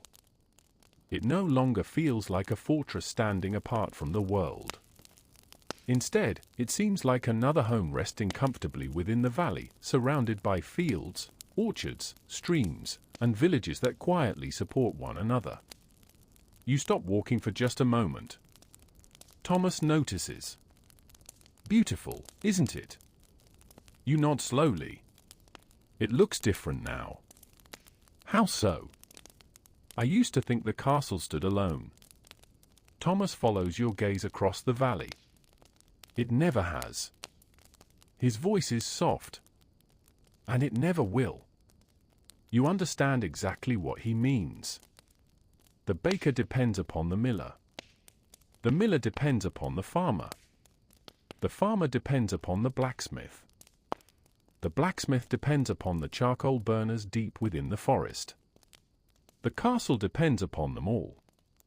And in return, the castle offers shelter, safety, trade, and a gathering place where countless lives quietly come together. No one truly stands alone. The road carries you through one final stretch of woodland before reaching the castle gates. The trees are filled with the gentle sounds of evening. Blackbirds sing their last songs before settling for the night. Leaves whisper softly overhead as the breeze wanders through the branches. A squirrel darts across the path carrying what appears to be a remarkably large acorn.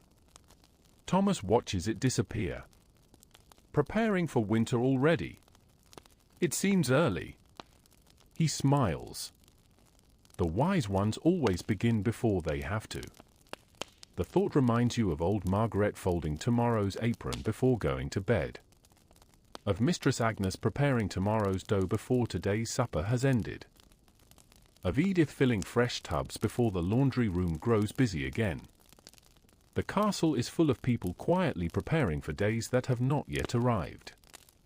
Perhaps that is another kind of kindness. As you approach the gatehouse, the guards greet Thomas with cheerful waves. Successful journey. Very. Thomas pats one of the flour sacks. And the baker will be pleased. One guard laughs. Then we'll all eat well tomorrow. The heavy wooden gates stand open, welcoming carts, travelers, and workers returning home before nightfall. Crossing beneath the great archway feels strangely comforting. Only this morning, you were eager to see the world beyond the walls.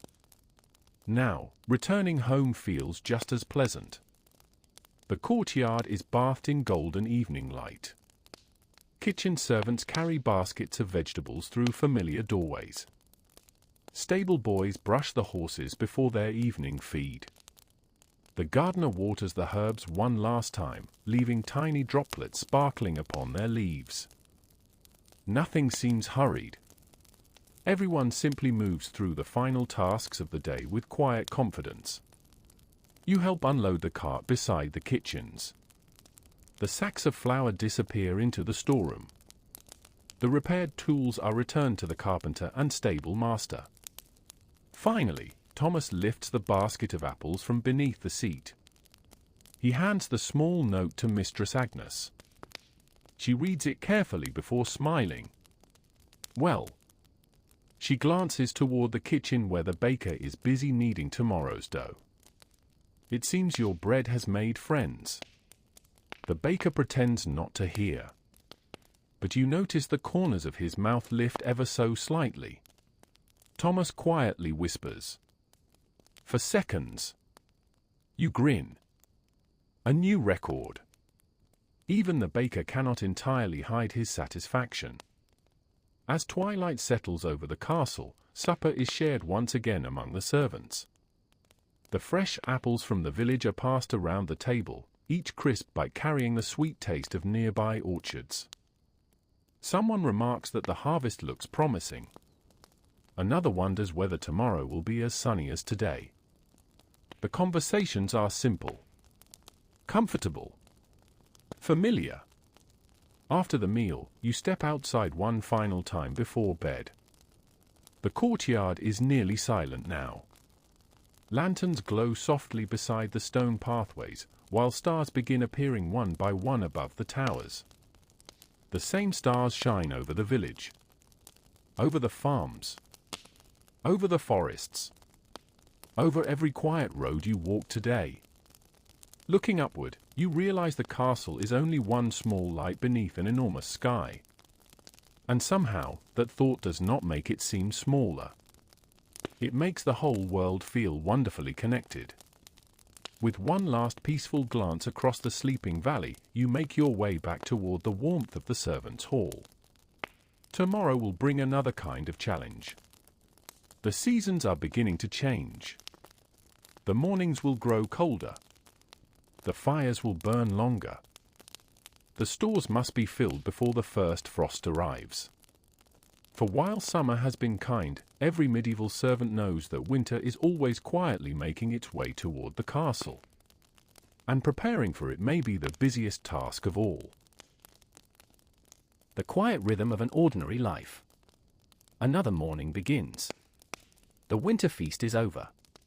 By the time dawn quietly returns to the castle, the music has faded into memory, the candles have long since burned away, and fresh snow has softened every footprint left in the courtyard. The valley rests beneath a peaceful blanket of white, untouched except for the delicate tracks of a few early birds searching for breakfast. The castle is quiet. Not asleep. Simply resting between one day and the next. You wake before the chapel bell, just as you have learned to do. For a moment, you remain beneath your warm wool blanket, listening. The familiar sounds are still there. The gentle crackle of the dying fire in the servants' hall. Someone turning over in their sleep. The distant sigh of winter wind brushing against the ancient stone walls. Nothing extraordinary. Nothing exciting. And yet, somehow, it feels comforting. When you first arrived, every morning seemed uncertain. There were new faces to remember, unfamiliar duties to learn, and endless questions about whether you were doing enough. Now, the castle feels different. Or perhaps you have changed. You dress quietly, fastening your simple wool tunic before pulling on thick stockings and sturdy leather boots that have become soft from months of daily wear. The boots no longer pinch your feet. Like everything else in the castle, they have slowly shaped themselves through patience rather than hurry. Thomas is already awake when you enter the servants' hall. He is carefully adding another log to the fire. Morning. Morning. He watches the flames grow brighter. I think today will be cold. You smile. You say that every morning. He nods thoughtfully. So far I've been right. Outside, dawn is only beginning to brighten the eastern sky. The snow reflects the pale light so gently that the whole courtyard seems to glow. You walk to the well together. The bucket rope creaks with its familiar voice. The water is colder than ever. Tiny crystals of ice cling to the wooden rim before disappearing beneath your gloves. Thomas lifts the full bucket. Still heavy. I was hoping winter might make it lighter. I've been hoping that for years. Some things, it seems, never change. Back inside, the kitchens are already alive. Mistress Agnes has been awake for hours. Fresh dough rests beneath linen cloths, waiting patiently to rise beside the warmth of the great oven. A pot of barley porridge simmers quietly over the fire. The smell of baking bread once again fills the room. You suddenly realize something. No matter how many seasons have passed, every day still begins with bread. The thought makes you smile. The baker notices. What are you smiling about? I was thinking that bread always seems to arrive before the sun. He folds his arms proudly. That is exactly how it should be. Breakfast is simple. Warm porridge. Fresh bread. A little butter. Hot cider to chase away the morning chill. The servants eat together before quietly moving toward their daily tasks. No one needs many instructions anymore. Everyone knows where they are needed. You collect your broom almost without thinking. Its smooth wooden handle fits comfortably in your hands now. The courtyard still wears a light layer of fresh snow, so your first task is clearing the paths once again. Push. Step. Lift. The movements are as familiar as breathing. As you work, the castle slowly wakes around you. Smoke rises from every chimney. The stable doors open. A pair of ravens settle briefly upon the gatehouse roof before gliding away toward the frozen fields. The chapel bell rings through the clear winter air, marking the beginning of another ordinary day. You pause for a moment and look around. There is nothing remarkable happening. No feast. No visiting nobles. No grand celebration. Only people quietly beginning another day together. Strangely, it feels every bit as meaningful. Master Edwin passes by carrying a bundle of kindling. Good morning. Good morning. He glances at the neatly cleared path. Nicely done. Thank you. He smiles gently. You've become dependable. The words warm you more than the thick wool cloak around your shoulders. Dependable. Not the fastest. Not the strongest. Simply someone others can rely upon. Perhaps that is one of the greatest compliments a servant can receive. The morning continues with familiar duties. Fresh water is carried to the kitchens. Wood is stacked beside the fireplaces. Clean linen from Edith's laundry room is delivered to waiting guest chambers. The horses are fed. The hens wander confidently across the snowy courtyard, somehow finding tiny seeds hidden beneath the frost. Life moves forward with quiet certainty. You begin to notice that every person you have met over these past months has become part of a gentle rhythm. Thomas still tells the same cheerful jokes. Old Margaret still prepares tomorrow before today has finished.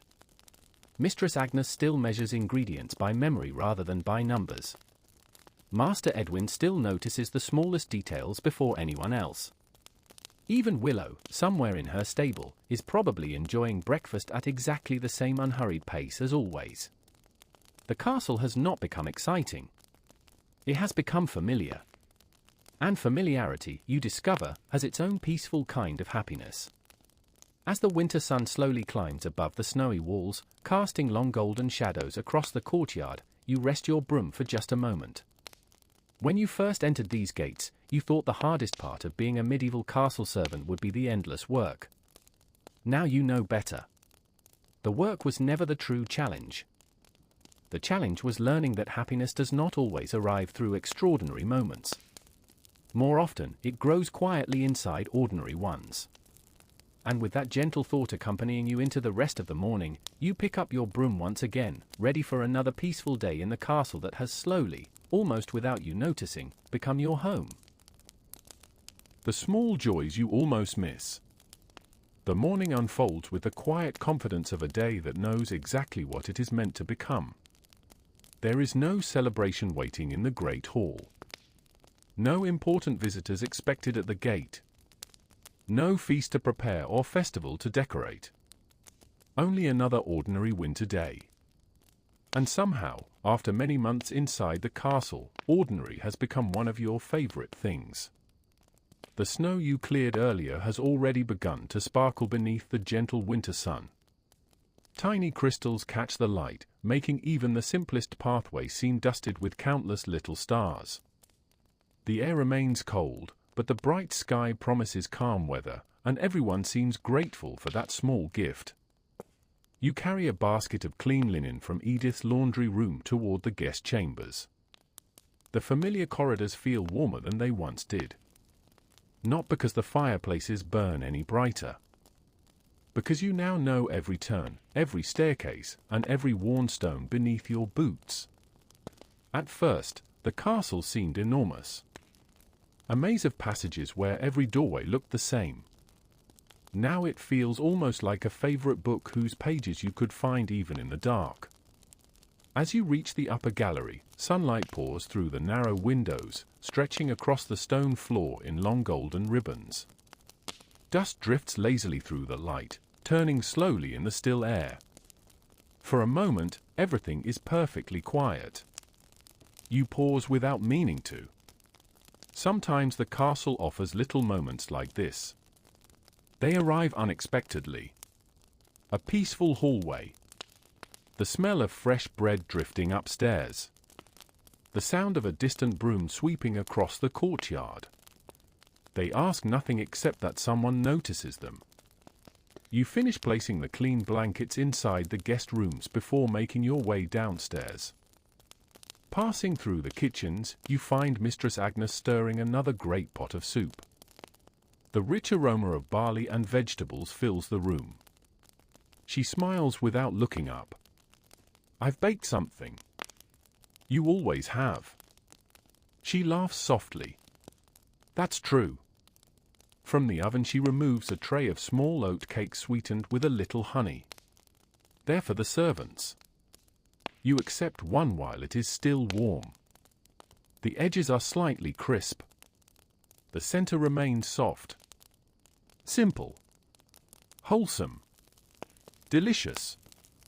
Thomas appears almost immediately, as though he possesses an extraordinary ability to discover fresh baking from anywhere inside the castle. "I thought I smelled honey." Mistress Agnes raises an eyebrow. "I think you smell butter from 3 rooms away." "I've practiced." She hands him an oat cake as well. "There. So you stop wandering around my kitchen pretending to be helpful." Thomas places one hand over his heart. "I am deeply misunderstood." Even the baker smiles this time. You begin to suspect that winter has softened everyone just a little. Outside, the afternoon brings another small task. Master Edwin asks you to help refill the bird feeders near the herb garden. "The birds work hard in winter too," he says. You scatter seeds carefully beneath the bare branches. It takes only moments before the first visitors arrive. A pair of robins hop cautiously across the snow.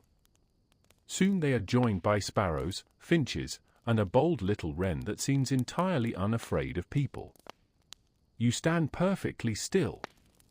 The tiny birds flutter happily from seed to seed, filling the quiet garden with cheerful chirping. Old Margaret joins you carrying a basket of herbs hanging upside down to dry. They always know where kindness lives. "The birds?" She nods. "So do people." The words stay with you long after the birds have flown away. Perhaps kindness really does leave quiet signs behind. A warm loaf left on the table. A blanket folded before bedtime. Fresh firewood waiting beside the hearth. None of these things announce themselves. Yet everyone notices when they are missing. As the afternoon drifts gently onward, you help Thomas stack another neat pile of logs beside the servants' hall. The work feels familiar now. Each log fits comfortably into place. Neither of you says much. Conversation is pleasant. Silence is pleasant too. Friends do not always need words. When the final log is stacked, Thomas brushes a little snow from his sleeves. "You know." "What?" "I used to think every day needed something exciting." "And now?" He looks toward the smoke rising peacefully from the chimneys. "I think ordinary days are the ones people miss most." You look around the courtyard. The stable boy is brushing a patient horse. Edith is hanging another towel to dry beside the warm laundry room. The gardener is carefully checking the evergreen shrubs beneath their snowy blankets. Somewhere inside the kitchens, someone laughs. Nothing remarkable. Everything meaningful. The afternoon sun begins sinking slowly behind the western tower. Its golden light paints the snowy walls with gentle shades of amber and rose. The castle seems almost aglow from within. You remember your very first morning here. How overwhelming everything felt. The heavy buckets. The endless sweeping. The unfamiliar faces. You believed life would always feel difficult. Instead, little by little, the hard work became routine. The strangers became friends. The castle became home. You realize something else as well. The title of your life might still be Why It Sucks to Be Born a Medieval Castle Servant. The early mornings certainly prove that. The endless buckets agree.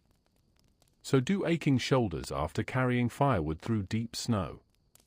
Yet those are only part of the story. The other part is warm kitchens on cold mornings, shared laughter beside glowing fires, fresh bread cooling on wooden racks, peaceful walks through quiet corridors, stars above the castle towers, and the comforting rhythm of knowing exactly where you belong. As evening begins gathering around the ancient walls once again, you carry the empty basket back toward the kitchens. The smell of supper already drifts through the corridors. The chapel bell rings softly in the distance. Another ordinary day is gently drawing to its close, and you cannot imagine spending it anywhere else.